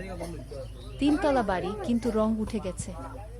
সিঁড়ি দিয়ে উঠে 3য় তলায় করিম মামার ফ্ল্যাটে নক করল। দরজা খুলল এক মধ্যবয়সী মহিলা। কে? আসসালামু আলাইকুম আপা, আমি সোহেল, নোয়াখালীর গ্রাম থেকে এসেছি। করিম মামা বাড়িতে আছেন? মহিলা তাকে মাথা থেকে পা পর্যন্ত দেখল। করিম তো অফিসে গেছে। তুমি কে? কোথা থেকে এসেছো? সোহেল সব খুলে বলল। মহিলা তাকে ভেতরে ঢুকতে দিল। বসো। করিম সন্ধ্যায় ফিরবে গু। ফ্ল্যাটটা ছোট, 2টো রুম, একটা ছোট্ট রান্নাঘর আর একটা বাথরুম। কিন্তু সোহেলের কাছে খুব সুন্দর লাগল। গ্রামের সেই টিনের ঘরের চেয়ে তো অনেক ভালো। মহিলা তার নাম জানাল, সালমা, করিম মামার স্ত্রী। তাদের 2টো ছেলে, একজন ক্লাস 8-এ পড়ে, আরেকজন ক্লাস 5-এ। খেয়েছো? সালমা আপা জিজ্ঞেস করল। না আপা গু। অপেক্ষা করো, ভাত আছে, মাছ আছে, খাও। সোহেল প্রথমে রাজি হতে চাইল না, কিন্তু খুব খিদে পেয়েছিল। সকাল থেকে শুধু একটা চা আর বিস্কুট খেয়েছে। খাওয়া দাওয়ার পর সোহেল বসে রইল। সালমা আপা তাকে গল্প করতে লাগল। তোমার মা কেমন আছেন? তোমার বোন? ভালো আছে আপা। মার একটু গেটে বাত আছে। ওষুধ খাচ্ছেন। বোন স্কুলে পড়ে খুব। তুমি কি করতে চাও এখানে? চাকরি খুঁজছি আপা। যে কোনো কাজ করব। বাসায় মা আর বোনকে টাকা পাঠাতে হবে। সালমা আপা মাথা নাড়ল। করিম তোমার জন্য কিছু একটা করবে। সে ভালো মানুষ। সারাদিন অপেক্ষা করল সোহেল। সন্ধ্যা 6টায় করিম মামা ফিরলেন। 50-এর কাছাকাছি বয়স, কালো রঙের প্যান্ট শার্ট পরা, হাতে একটা ব্যাগ। আরে সোহেল, কবে এলি? করিম মামা খুশি হয়ে বললেন। আজ সকালে মামা। করিম মামা তাকে জড়িয়ে ধরলেন। অনেকদিন পর দেখলাম। কেমন আছিস? ভালো আছি মামা গি। ভালো করেছিস এসে। এখানে অনেক সুযোগ আছে। তোর জন্য একটা কাজের ব্যবস্থা করে দেব। তবে প্রথমে কয়েকদিন এখানে থাক। শহরটা একটু চিনে নে। তারপর কাজে যোগ দিবি। সোহেলের মনে আসার আলো জ্বলল। সে ভাবল হয়তো তার ভাগ্য এবার পাল্টাবে। তৃতীয় অধ্যায়, প্রথম চাকরি। 1 সপ্তাহ পরে করিম মামা সোহেলকে তার কোম্পানিতে নিয়ে গেলেন। কোম্পানির নাম আলামিন কনস্ট্রাকশন। অফিসটা শহরের কেন্দ্রে 5 তলা একটা বিল্ডিংয়ের দোতলায়। মালিক আলী সাহেব। 50-এর কাছাকাছি বয়স, মোটা চেহারা, চোখে সোনার ফ্রেমের চশমা। বড়লোক মানুষ, কিন্তু খুব কড়া। এই ছেলেটাকে কি কাজে লাগাবেন? আলী সাহেব করিম মামাকে জিজ্ঞেস করলেন। স্যার, ও আমার আত্মীয়। গ্রাম থেকে এসেছে। খুব পরিশ্রমী। যে কোনো কাজে লাগাতে পারেন। আলী সাহেব সোহেলের দিকে তাকালেন। তুমি কি পড়েছ? Sir, SSC pass. জিপিএ অর্ধচতু। হুম, ভালো। কম্পিউটার চালাতে পারো? না স্যার, পারি না। কিন্তু শিখতে চাই। আলী সাহেব একটু ভাবলেন। ঠিক আছে, তোমাকে অফিসের কাজে রাখব। ফাইল গুছানো, চা বানানো, কাগজপত্র নিয়ে যাওয়া না এসব। মাসে 5,000 টাকা। রাজি আছো? জি স্যার। সোহেল খুশি হয়ে গেল। 5,000 টাকা। রিক্সা চালিয়ে 3,500 পেত। এখানে 5,000। কাজ শুরু হলো পরদিন থেকে। সকাল 8টায় অফিসে যেতে হয়, ফিরতে হয় সন্ধ্যা 7টায়। প্রথম দিন সোহেল ঘুম থেকে উঠল ভোর 5টায়। তৈরি হয়ে 7:30টায় অফিসের উদ্দেশ্যে বের হলো। করিম মামার বাড়ি থেকে অফিস প্রায় 5 কিলোমিটার। বাসে যেতে হয়। অফিসে পৌঁছে সোহেল দেখল সেই প্রথম আলী সাহেব এখনো আসেননি। অফিস খোলা ছিল না। আর 10 মিনিট পর একজন লোক এসে অফিস খুলল। তুমি নতুন? জি। আমি সোহেল। আমি জাহিদ, অ্যাসিস্ট্যান্ট ম্যানেজার। এসো। জাহিদ ভাই সোহেলকে সব কিছু দেখাল। অফিসে মোট 6 জন কর্মচারী। 2 জন ইঞ্জিনিয়ার, একজন অ্যাকাউন্ট্যান্ট, একজন অ্যাসিস্ট্যান্ট ম্যানেজার, জাহিদ ভাই, একজন রিসেপশনিস্ট, আর এখন সোহেল। সোহেলের কাজ শুরু হলো চা বানানো দিয়ে। তারপর অফিস পরিষ্কার করা, ফাইল গুছানো, কাগজপত্র এক জায়গা থেকে আরেক জায়গায় নিয়ে যাওয়া। কাজ কঠিন না, কিন্তু সারাদিন দৌড়ঝাঁপ করতে হয়। দুপুরে খাবারের জন্য আধা ঘন্টা বিরতি। সোহেল একটা ছোট হোটেলে গিয়ে ভাতরাল তরকারি খেল। 50 টাকা। সন্ধ্যায় অফিস বন্ধ হলো। সোহেল ক্লান্ত হয়ে বাসায় ফিরল। কেমন লাগল প্রথম দিন? করিম মামা জিজ্ঞেস করলেন।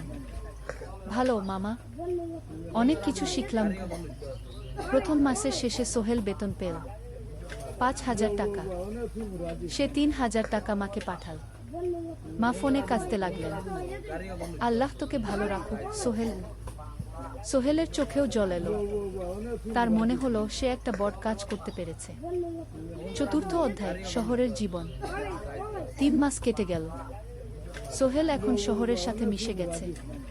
প্রতিদিন অফিসে যাওয়া আসার পথে সে দেখে হাজারো মানুষের জীবন।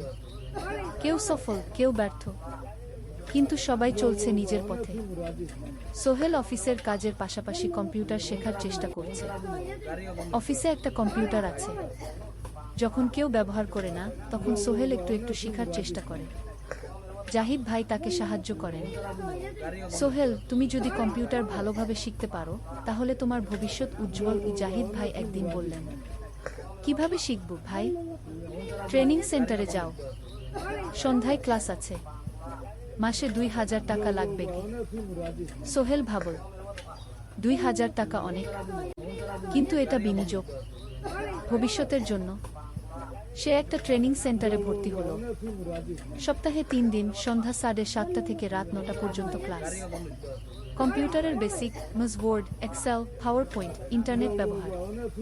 একদিন অফিস থেকে ফেরার সময় সোহেল একটা দোকানে চা খেতে গেল। দোকানের পাশেই একটা ছোট্ট মুদি দোকান। সেখানে একটা মেয়ে বসে আছে। বয়স হবে 20-এর কাছাকাছি। সাদাসিধে চেহারা, সাদা শাড়ি পরা, কিন্তু চোখে এক ধরনের দৃঢ়তা। ভাইজা, 1 প্যাকেট বিস্কুট দেন কি? সোহেল বলল। মেয়েটা বিস্কুট দিল। 20 টাকা। সোহেল টাকা দিয়ে যাচ্ছিল, হঠাৎ মেয়েটা বলল, আপনি নতুন এসেছেন এই এলাকায়, তাই না? হ্যাঁ, 3 মাস হলো। কিভাবে বুঝলেন? আপনার চেহারা দেখেই বোঝা যায়।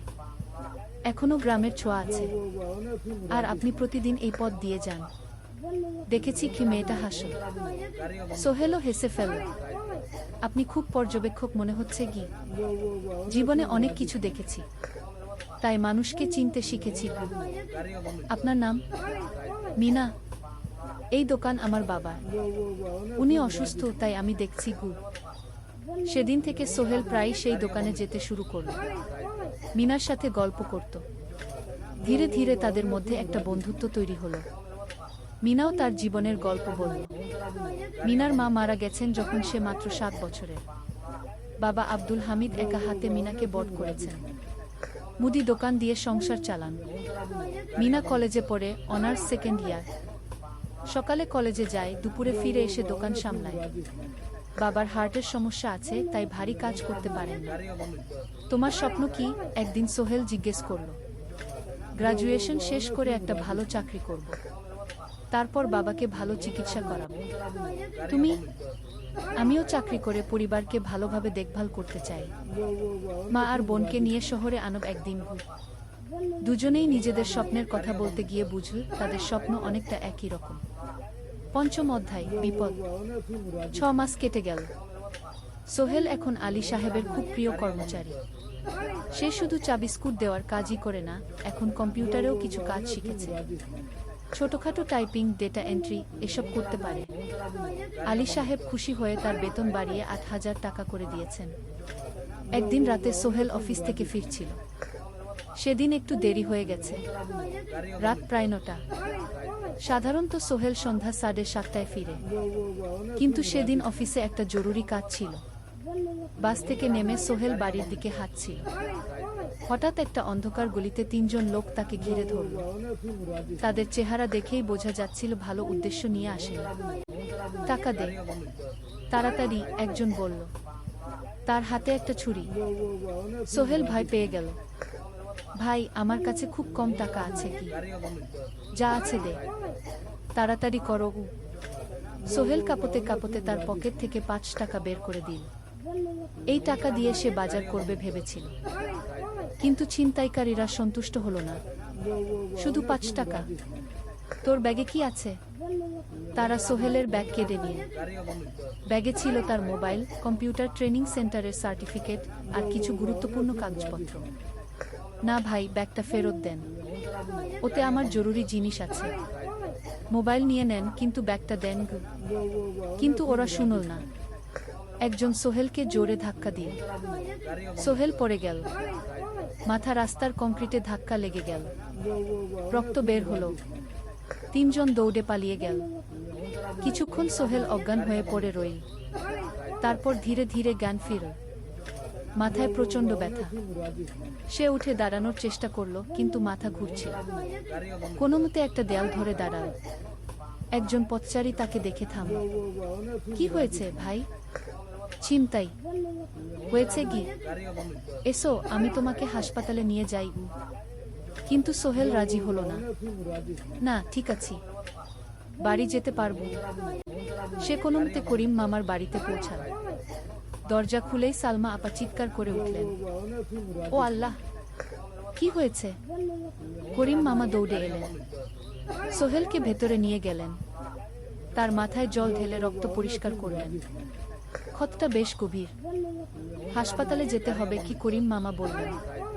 তারা একটা অটোরিকশা নিয়ে নিকটস্থ হাসপাতালে গেলেন। ডাক্তার সোহেলের মাথায় 3টা সেলাই দিলেন। বলল 1 সপ্তাহ বিশ্রাম নিতে হবে, কোনো ভারী কাজ করা যাবে না। হাসপাতাল থেকে ফিরে সোহেল শুয়ে রইল। তার মনে হচ্ছিল সবকিছু শেষ হয়ে গেছে। মোবাইল চলে গেছে, গুরুত্বপূর্ণ কাগজপত্র চলে গেছে। এখন 1 সপ্তাহ অফিস করতে পারবে না। পরদিন সকালে করিম মামা আলী সাহেবকে ফোন করে সব জানালেন। আলী সাহেব বললেন, ঠিক আছে, সোহেল ভালো হয়ে এলে আসবে, চিন্তার কিছু নেই গি। মিনা যখন এই খবর শুনল, সে সন্ধ্যায় সোহেলকে দেখতে এলো করিম মামার বাড়িতে। সাথে এনেছিল কিছু ফল। কি হয়েছিল? মিনা চিন্তিত গলায় জিজ্ঞেস করল। সোহেল সব বলল। মিনা রেগে গেল। এই শহরে এখন অনেক অপরাধ বেড়ে গেছে, পুলিশ কিছু করে না। তুমি পুলিশে রিপোর্ট করেছ? না, লাভ নেই, তবুও করা উচিত।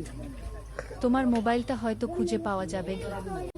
করিম মামা সোহেলকে নিয়ে পুলিশ স্টেশনে গেলেন। জেনারেল ডায়েরি করলেন, কিন্তু পুলিশ খুব একটা আশা দিল না। দেখি কিছু করা যায় কিনা। সোহেল বুঝল মোবাইল আর ফিরবে না। সেই 1 সপ্তাহ সোহেলের জীবনের সবচেয়ে কঠিন সময় ছিল। সে শুধু শারীরিকভাবে ক্ষতিগ্রস্ত হয়নি, মানসিকভাবেও ভেঙে পড়েছে। প্রতি রাতে দুঃস্বপ্ন দেখত। সেই 3 জন ছিনতাইকারীর মুখ ভুলতে পারছিল না। মিনা প্রায় প্রতিদিন আসত, তাকে সাহস দিত। তুমি হাল ছেড়ো না সোহেল, জীবনে এরকম খারাপ সময় আসে, কিন্তু এটা কাটিয়ে ওঠাই হলো আসল বীরত্ব। সোহেলের মা গ্রাম থেকে ফোন করতেন, করিম মামার মোবাইল থেকে। তুই ভালো আছিস তো? সোহেল মাকে সব সত্যি বলেনি, শুধু বলেছে, হ্যাঁ মা, ভালো আছি, একটু জ্বর হয়েছিল, এখন ভালো। 1 সপ্তাহ পর সোহেল আবার অফিসে গেল। আলী সাহেব তাকে দেখে খুশি হলেন। কেমন আছো? ভালো আছি স্যার। ঠিক আছে, তবে প্রথম কয়েকদিন হালকা কাজ করবে।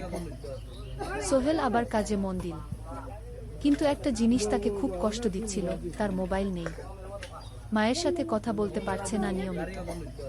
করিম মামার মোবাইল চাইতে সংকোচ লাগে। একদিন জাহিদ ভাই তাকে ডাকলেন। সোহেল, আমার একটা পুরনো মোবাইল আছে, তুমি ব্যবহার করো? না ভাই, আমি নাও, আমার কাজে লাগছে না, তুমি রাখো গু। সোহেল কৃতজ্ঞতায় প্রায় কেঁদে ফেলেন। ধন্যবাদ ভাই। মোবাইল পেয়ে সোহেল প্রথমেই মাকে ফোন করল। মা খুব খুশি হলেন। এতদিন ফোন করিসনি কেন? মা, মোবাইলটা নষ্ট হয়ে গিয়েছিল, নতুন নিয়েছি। মায়ের গলায় স্বস্তি ফুটে উঠল। 6ষ্ঠ অধ্যায়, নতুন সুযোগ। আরো 3 মাস কেটে গেল। সোহেল পুরোপুরি সুস্থ হয়ে গেছে। তার জীবন আবার স্বাভাবিক হয়ে এসেছে। সে এখন কম্পিউটার ট্রেনিং শেষ করেছে, সার্টিফিকেট পেয়েছে। কিন্তু একটা ঘটনা তার জীবনে বড় পরিবর্তন নিয়ে এলো। একদিন সকালে আলী সাহেব তাকে ডাকলেন। সোহেল বসো। সোহেল বসল। মনে একটু ভয় লাগছিল। আলী সাহেব কি তাকে বকবেন? সোহেল, তুমি তো এখন কম্পিউটার চালাতে পারো? জি স্যার, একটু একটু শিখেছি। ভালো, আমি তোমার কাজ দেখছি, তুমি খুব পরিশ্রমী আর সৎ। আমাদের কোম্পানিতে এরকম মানুষের দরকার। সোহেল কিছু বুঝতে পারছিল না। আমি তোমাকে একটা সুযোগ দিতে চাই। আমাদের কোম্পানি একটা ট্রেনিং প্রোগ্রাম চালু করছে নতুন কর্মচারীদের জন্য। 6 মাসের কোর্স, কম্পিউটার, অ্যাকাউন্টিং, ভবন নির্মাণের হিসাব নিকাশ, প্রজেক্ট ম্যানেজমেন্ট, সব শিখবে। কোম্পানি সব খরচ দেবে। ট্রেনিংয়ের সময় তোমার বেতনও চলবে। রাজি আছো? সোহেল বিশ্বাস করতে পারছিল না। স্যার, সত্যি আমাকে এত বড় সুযোগ দিচ্ছেন? হ্যাঁ, তুমি ভালো ছেলে, পরিশ্রমী, আমি তোমাকে এগিয়ে দিতে চাই। ভবিষ্যতে তুমি এই কোম্পানির একজন গুরুত্বপূর্ণ কর্মচারী হবে। সোহেল কৃতজ্ঞতায় প্রায় কেঁদে ফেলল। ধন্যবাদ স্যার, আমি কঠোর পরিশ্রম করব। আমি জানি। সেদিন সন্ধ্যায় সোহেল মিনার দোকানে গেল। মিনাকে খবরটা দিল। মিনা খুব খুশি হলো, তার চোখে জল এসে গেল। তুমি পারবে সোহেল, আমি জানি। সোহেল তার মা আর বোনকেও ফোন করে খবরটা দিল। মা কাঁদতে লাগলেন। তোর বাবা বেঁচে থাকলে কত খুশি হতো। ট্রেনিং শুরু হলো পরের মাস থেকে। প্রতিদিন সকালে 3 ঘন্টা ক্লাস, তারপর বাকি সময় অফিসের কাজ। ক্লাসে 5 জন নতুন কর্মচারী, সবাই তরুণ, উৎসাহী। শিক্ষক ছিলেন একজন অভিজ্ঞ ইঞ্জিনিয়ার, নাম রহিম স্যার। তিনি খুব ভালোভাবে সব কিছু বুঝাতেন। কম্পিউটার, অ্যাকাউন্টিং, এক্সেলের জটিল ক্যালকুলেশন, প্রজেক্টের বাজেট তৈরি, সময় ব্যবস্থাপনা, সব। সোহেল পুরো মনোযোগ দিয়ে শিখতে লাগল। সন্ধ্যায় বাড়ি ফিরে প্র্যাকটিস করত। করিম মামার ছেলের কাছ থেকে একটা ল্যাপটপ ধার নিত কখনো কখনো। 6 মাস পরে ট্রেনিং শেষ হলো, সবাই সার্টিফিকেট পেল। আলী সাহেব একটা অনুষ্ঠান করলেন। সোহেল সেরা পারফর্মার হিসেবে একটা বিশেষ পুরস্কার পেল, 5,000 টাকা বোনাস। আলী সাহেব ঘোষণা করলেন, সোহেল, আজ থেকে তুমি আমাদের জুনিয়র অ্যাকাউন্ট অ্যাসিস্ট্যান্ট। তোমার বেতন 15,000 টাকা। সোহেল অবাক হয়ে গেল। 8,000 থেকে 15,000, প্রায় দ্বিগুণ। সেদিন রাতে সোহেল ঘুমাতেই পারল না। খুশিতে, উত্তেজনায় তার চোখে ঘুম নেই। সে ভাবল তার জীবন কিভাবে বদলে যাচ্ছে। 2 বছর আগে যে রিক্সা চালাত, আজ সে একটা নামকরা কোম্পানির অ্যাকাউন্ট অ্যাসিস্ট্যান্ট। 7ম অধ্যায়, প্রেম ও প্রস্তাব। 1.5 বছর হয়ে গেল সোহেলের চট্টগ্রাম আসা। সে এখন একজন সফল যুবক। তার মা গ্রামে খুব খুশি। প্রতি মাসে সোহেল 10,000 টাকা পাঠায়। ছোট বোন ঋতু এখন কলেজে ভর্তি হয়েছে সোহেলের পাঠানো টাকায়। মায়ের চিকিৎসাও ভালোভাবে হচ্ছে। মিনার সাথে সোহেলের সম্পর্ক এখন আর শুধু বন্ধুত্ব নয়, দুজন দুজনকে ভালোবাসে। কিন্তু কেউ কাউকে সরাসরি বলার সাহস পায়নি। প্রতিদিন দেখা হয়, গল্প হয়, কিন্তু সেই একটা কথা বলা হয়ে ওঠে না। একদিন শুক্রবার ছুটির দিন। সোহেল মিনাকে বলল, আজ কি একটু ঘুরতে যাবে? কোথায়? পতেঙ্গা বিচ। তুমি কি কখনো গেছো? না, কিন্তু আমার দোকান। শুক্রবার, তোমার বাবা সামলাবে। মিনা রাজি হয়ে গেল। দুপুরে দুজনে বাস নিয়ে পতেঙ্গা গেল। সমুদ্র দেখে মিনা অবাক হয়ে গেল। কি সুন্দর। দুজনে বালিতে বসে ঢেউয়ের শব্দ শুনতে শুনতে গল্প করছিল। হঠাৎ সোহেল বলল, মিনা, তোমার সাথে কিছু বলার ছিল। বলো। সোহেল একটা লম্বা শ্বাস নিল। তুমি জানো, আমি তোমাকে ভালোবাসি। মিনা হাসল। তার চোখ ভিজে গেল। জানি, আমিও তোমাকে ভালোবাসি সোহেল। সোহেল অবাক হয়ে গেল। সত্যি? হ্যাঁ, অনেকদিন ধরেই জানি। তুমি আমার জীবনে এসে সবকিছু বদলে দিয়েছ। তোমার সাথে থাকলে আমার মনে হয় আমি যে কোনো কিছু করতে পারব। দুজনে কিছুক্ষণ চুপ করে বসে রইল। সমুদ্রের ঢেউ এসে পায়ে লাগছিল। সূর্য পশ্চিমে ঢলে পড়ছে। আকাশ লাল কুমড়া হয়ে গেছে। কিন্তু আমার বাবার সাথে কথা বলতে হবে কি? মিনা বলল। আমি তৈরি। যখন বলবে তখন বলবো। পরের সপ্তাহে সোহেল মিনার বাবার সাথে কথা বলল। আব্দুল হামিদ সাহেব প্রথমে একটু দ্বিধা করলেন। তুমি কোনো পরিবারের ছেলে? তোমার বাবা কি করতেন? সোহেল সব সত্যি বলল। তার বাবা ছিলেন স্কুল শিক্ষক, মারা গেছেন 10 বছর আগে। মা গ্রামে থাকেন। ছোট বোন কলেজে পড়ে। তুমি নিজে কি করো? আমি আলামিন কনস্ট্রাকশন কোম্পানিতে জুনিয়র অ্যাকাউন্ট অ্যাসিস্ট্যান্ট। মাসে 15,000 টাকা বেতন। আব্দুল হামিদ সাহেব ভাবলেন। তারপর বললেন, দেখো, মিনা আমার একমাত্র সন্তান। তার মা নেই। আমি একা তাকে বড় করেছি। আমি চাই মিনা একজন ভালো ছেলের সাথে বিয়ে হোক। তুমি দেখতে ভালো ছেলে মনে হচ্ছে, কিন্তু আমাকে তোমার মায়ের সাথে দেখা করতে হবে। তোমার পরিবারকে জানতে হবে। জি আঙ্কেল, আমি ব্যবস্থা করছি। সোহেল খুশিতে আটখানা। সে সেদিন রাতেই তার মাকে ফোন করল। মাকে সব বলল। মা প্রথমে অবাক হলেন, তারপর খুশি হলেন। মিনা মেয়েটা কেমন? খুব ভালো মা, তুমি দেখলে পছন্দ করবে কি? ঠিক আছে, আমি আর ঋতু আসছি চট্টগ্রাম। 2 সপ্তাহ পর সোহেলের মা আর বোন চট্টগ্রাম এলো।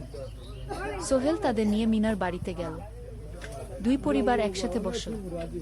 মিনার বাবা সোহেলের মাকে দেখে খুশি হলেন।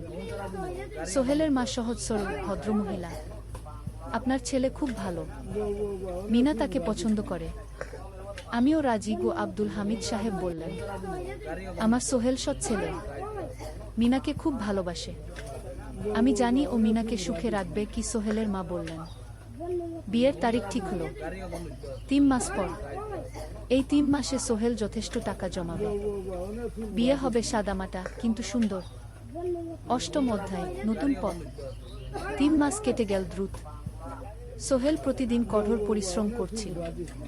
অফিসে তার কাজের প্রশংসা হচ্ছে। আলী সাহেব তাকে এখন ছোটখাটো প্রজেক্টের হিসাব দেখতে দিচ্ছেন। সোহেল তার সঞ্চিত টাকা দিয়ে বিয়ের আয়োজন করল। বিয়ে হলো মিনার বাড়ির কাছের একটা কমিউনিটি সেন্টারে। খুব বেশি লোক আসেনি, দুই পরিবারের আত্মীয় স্বজন আর অফিসের কয়েকজন সহকর্মী। কিন্তু অনুষ্ঠান ছিল খুব সুন্দর। সোহেল যখন মিনাকে বিয়ের পোশাকে দেখল, তার মনে হলো পৃথিবীর সবচেয়ে সুন্দর মেয়ে সে। লাল শাড়ি পরা, মুখে হালকা মেকআপ, কিন্তু তার স্বাভাবিক সৌন্দর্য ছিল আসল। বিয়ের পর সোহেল একটা ছোট্ট ফ্ল্যাট ভাড়া নিল। 2 রুমের ফ্ল্যাট, মাসে ভাড়া 5,000 টাকা। মিনা এখনো তার পড়াশোনা চালিয়ে যাচ্ছে। আরও 1 বছর বাকি গ্রাজুয়েশন শেষ হতে। সোহেলের মা আর বোন গ্রামে ফিরে গেল। মা বলে গেলেন, সোহেল, মিনাকে ভালো রাখিস। মেয়েরা অনেক ত্যাগ করে সংসার করতে গু। জানি মা গু। নতুন জীবন শুরু হলো। সোহেল সকালে অফিসে যায়, সন্ধ্যায় ফেরে। মিনা সকালে কলেজে যায়, দুপুরে ফিরে রান্না করে, ঘর গোছায়। সন্ধ্যায় দুজনে একসাথে বসে পড়াশোনা করে, গল্প করে, টিভি দেখে। জীবন সুন্দর ছিল, কিন্তু চ্যালেঞ্জও ছিল। মাসিক খরচ, ভাড়া 5,000, বাজার 3,000, বিদ্যুৎ গ্যাস 1,000, মায়ের জন্য 5,000, মিনার কলেজের খরচ 1,200। মোট প্রায় 14,000 টাকা। বাঁচত মাত্র 1,000 খানেক।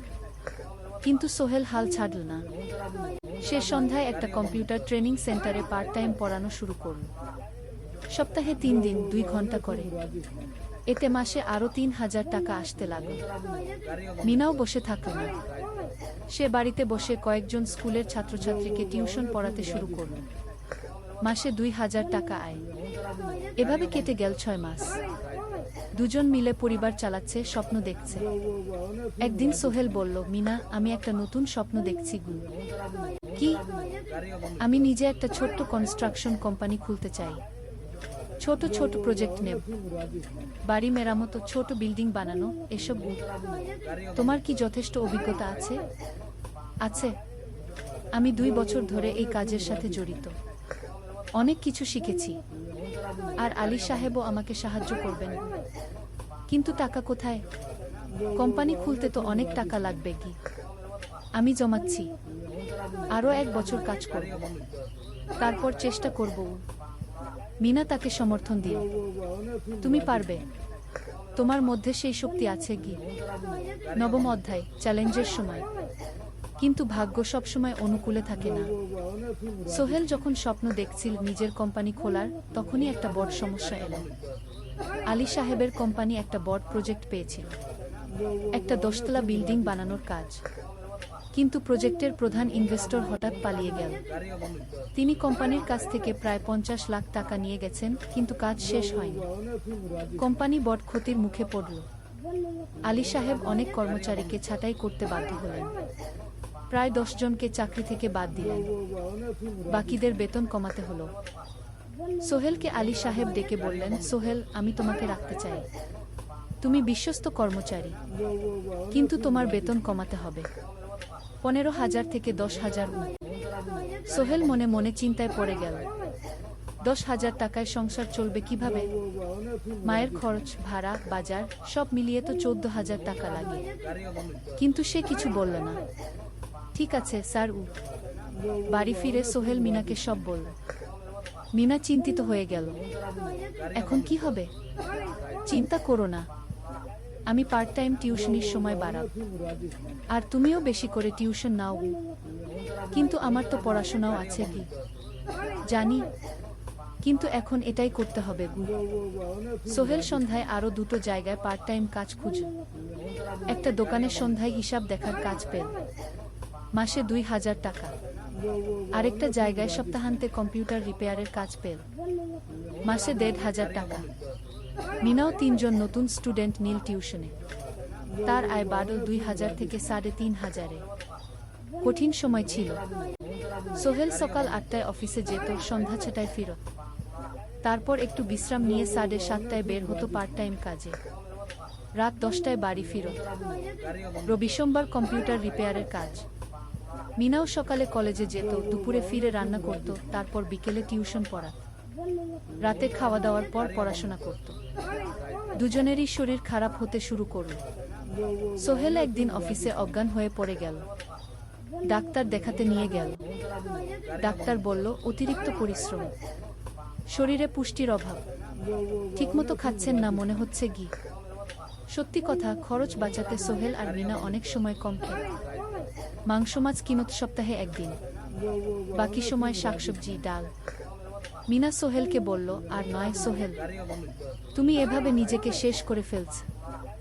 আমার পড়াশোনা বন্ধ করে দিই, আমি ফুল টাইম চাকরি করি কি।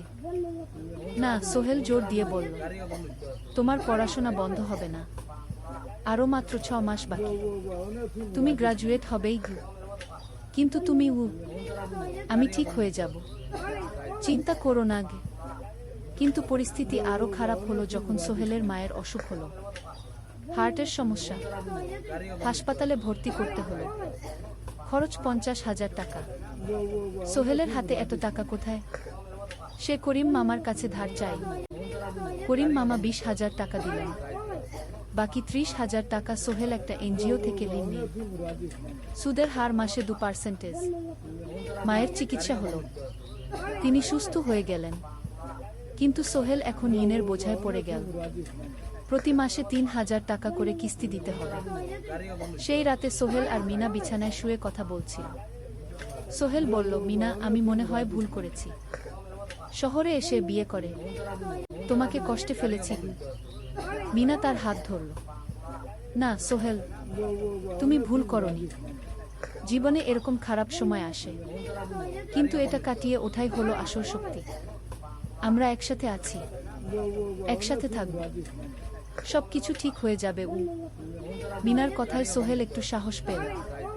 হ্যাঁ, হাল ছাড়া যাবে না। ১০ম অধ্যায়, আলোর দিকে। ৩ মাস পরে পরিস্থিতি একটু ভালো হতে শুরু করল।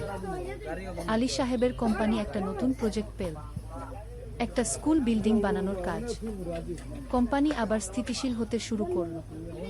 আলী সাহেব সোহেলকে ডেকে বললেন, সোহেল, আমি তোমার কঠোর পরিশ্রম দেখেছি। খারাপ সময়েও তুমি কোম্পানি ছেড়ে যাওনি। আমি কৃতজ্ঞ। আজ থেকে তোমার বেতন আবার ১৫,০০০ টাকা। সোহেল খুশি হয়ে গেল। ধন্যবাদ স্যার। মিনাও গ্রাজুয়েশন শেষ করল, ভালো ফলাফল করল। সে এখন চাকরি খুঁজছে। একদিন মিনা একটা প্রাইভেট স্কুলে শিক্ষিকার ইন্টারভিউ দিতে গেল। ইন্টারভিউ ভালো হলো, তাকে নিয়োগ দেওয়া হলো। বেতন ১২,০০০ টাকা। সেদিন সন্ধ্যায় দুজনে মিলে একটা ছোট্ট পার্টি করল। একটা বিরিয়ানি কিনো, কোমল পানীয় কিনো, দুজনে মিলে খেল। আমরা পেরেছি, সোহেল মিনা বলল। হ্যাঁ, আমরা পেরেছি গু। এখন দুজনের মিলিয়ে আয় ২৭,০০০ টাকা। খরচ চালানোর পর প্রায় ১০,০০০ টাকা বাঁচে। সোহেল এই টাকা দিয়ে লোন শোধ করতে শুরু করল। পার্ট টাইম কাজগুলো ছেড়ে দিল, শরীরের যত্ন নেওয়া শুরু করল। আরও ৬ মাস পরে সোহেলের কাছে একটা বড় সুযোগ এলো। আলী সাহেব একদিন তাকে ডাকলেন। সোহেল, তুমি কি নিজের ব্যবসা করতে চাও? স্যার, আমি তোমাকে একটা ছোট্ট প্রজেক্ট দিতে চাই, একটা ৩ তলা বিল্ডিংয়ের কনস্ট্রাকশন। তুমি ম্যানেজ করবে, আমি শুধু সুপারভাইজ করব। লাভের ৫০% তোমার। সোহেল ভাবল, এটা একটা বড় সুযোগ, কিন্তু ঝুঁকিও আছে। যদি কাজটা ভালোভাবে না হয়? স্যার, আমি চেষ্টা করব, কিন্তু যদি ভুল হয়? ভুল হবে না, আমি তোমার উপর বিশ্বাস রাখছি, তুমি পারবে। সোহেল রাজি হয়ে গেল। এই প্রজেক্ট তার জীবনে টার্নিং পয়েন্ট হতে পারে। একাদশ অধ্যায়, স্বপ্ন পূরণের পথে। পরের ৬ মাস সোহেল খুব কঠোর পরিশ্রম করল। প্রজেক্টটা ম্যানেজ করা সহজ ছিল না।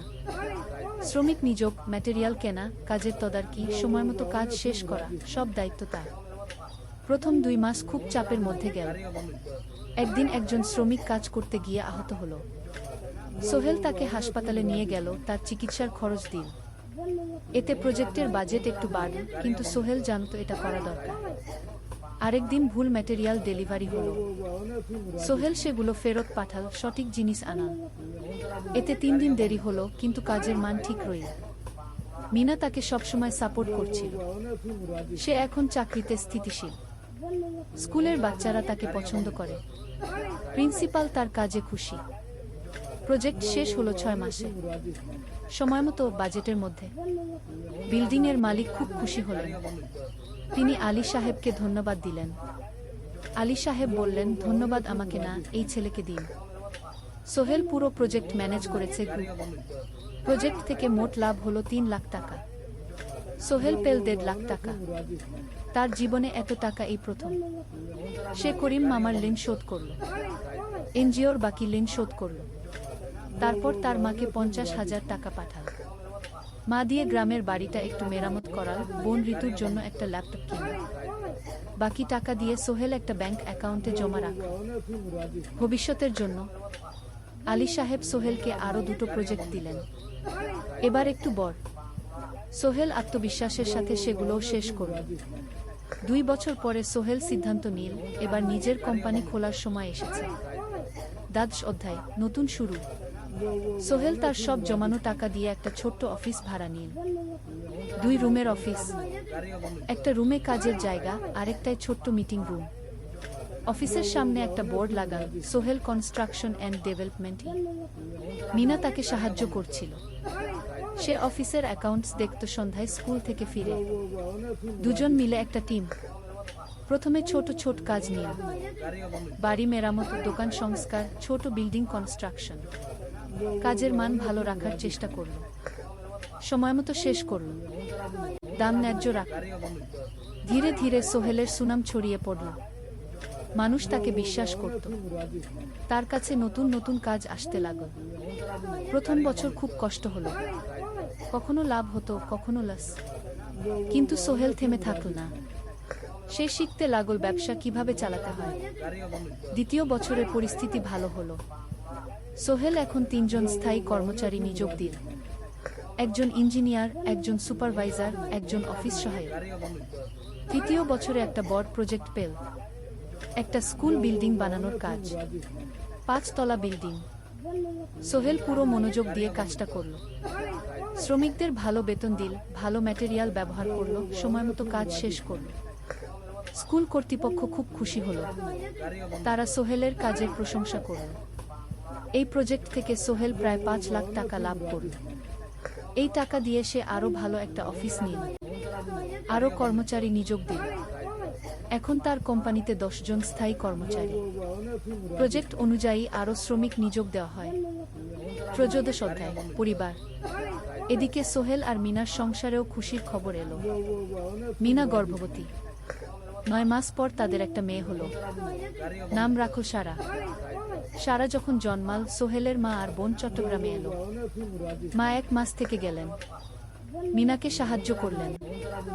সোহেল এখন একটা বড় ফ্ল্যাট ভাড়া নিয়েছে। 3 রুমের ফ্ল্যাট। একটা রুমে সোহেল, মিনা, একটায় সারা, আরেকটায় অতিথি রুম। মায়ের জন্য সোহেল সিদ্ধান্ত নিল তাকে চট্টগ্রামে নিয়ে আসবে। গ্রামে একা থাকা ঠিক না। কিন্তু মা রাজি হলেন না। না বাবা, আমি গ্রামেই থাকব। এখানে আমার পরিচিত মানুষ আছে। তোর বোনকে নিয়ে যা। ও ঢাকায় পড়ছে, চট্টগ্রামে এনে ভালো কোথাও ভর্তি করিয়ে দেখি। সোহেল তাই করল। ঋতুকে চট্টগ্রাম বিশ্ববিদ্যালয়ে ভর্তি করিয়ে দিল। ঋতু এখন সোহেলের ফ্ল্যাটে থাকে, বিশ্ববিদ্যালয়ে পড়ে। সোহেলের মনে হলো তার জীবন এখন পরিপূর্ণ। স্ত্রী, মেয়ে, বোন সবাই তার কাছে। ব্যবসা ভালো চলছে। মা গ্রামে সুখে আছেন। চতুর্দশ অধ্যায়, সফলতার শিখরে। 5 বছর কেটে গেল। সোহেল এখন একজন সফল উদ্যোক্তা। তার কোম্পানি কি সোহেল কনস্ট্রাকশন অ্যান্ড ডেভেলপমেন্ট এখন চট্টগ্রামে বেশ পরিচিত। প্রায় ৩০ জন কর্মচারী তার অধীনে কাজ করে। সোহেল এখন শুধু ছোট প্রজেক্ট করে না, বড় বড় প্রজেক্টও করে। একটা ৮ তলা বিজনেস কমপ্লেক্স বানানোর কাজ পেয়েছে, একটা হাসপাতাল বিল্ডিং বানাচ্ছে। মিনা এখনো স্কুলে পড়ায়, সে এখন ভাইস প্রিন্সিপাল, সাথে সোহেলের কোম্পানির অ্যাকাউন্টস ম্যানেজার। দুজন মিলে ব্যবসা চালা। সারা এখন ৪ বছরের, স্কুলে ভর্তি হয়েছে। খুব চালাক মেয়ে। ঋতু বিশ্ববিদ্যালয় থেকে গ্রাজুয়েট হয়ে একটা ব্যাংকে চাকরি পেয়েছে। একদিন আলী সাহেব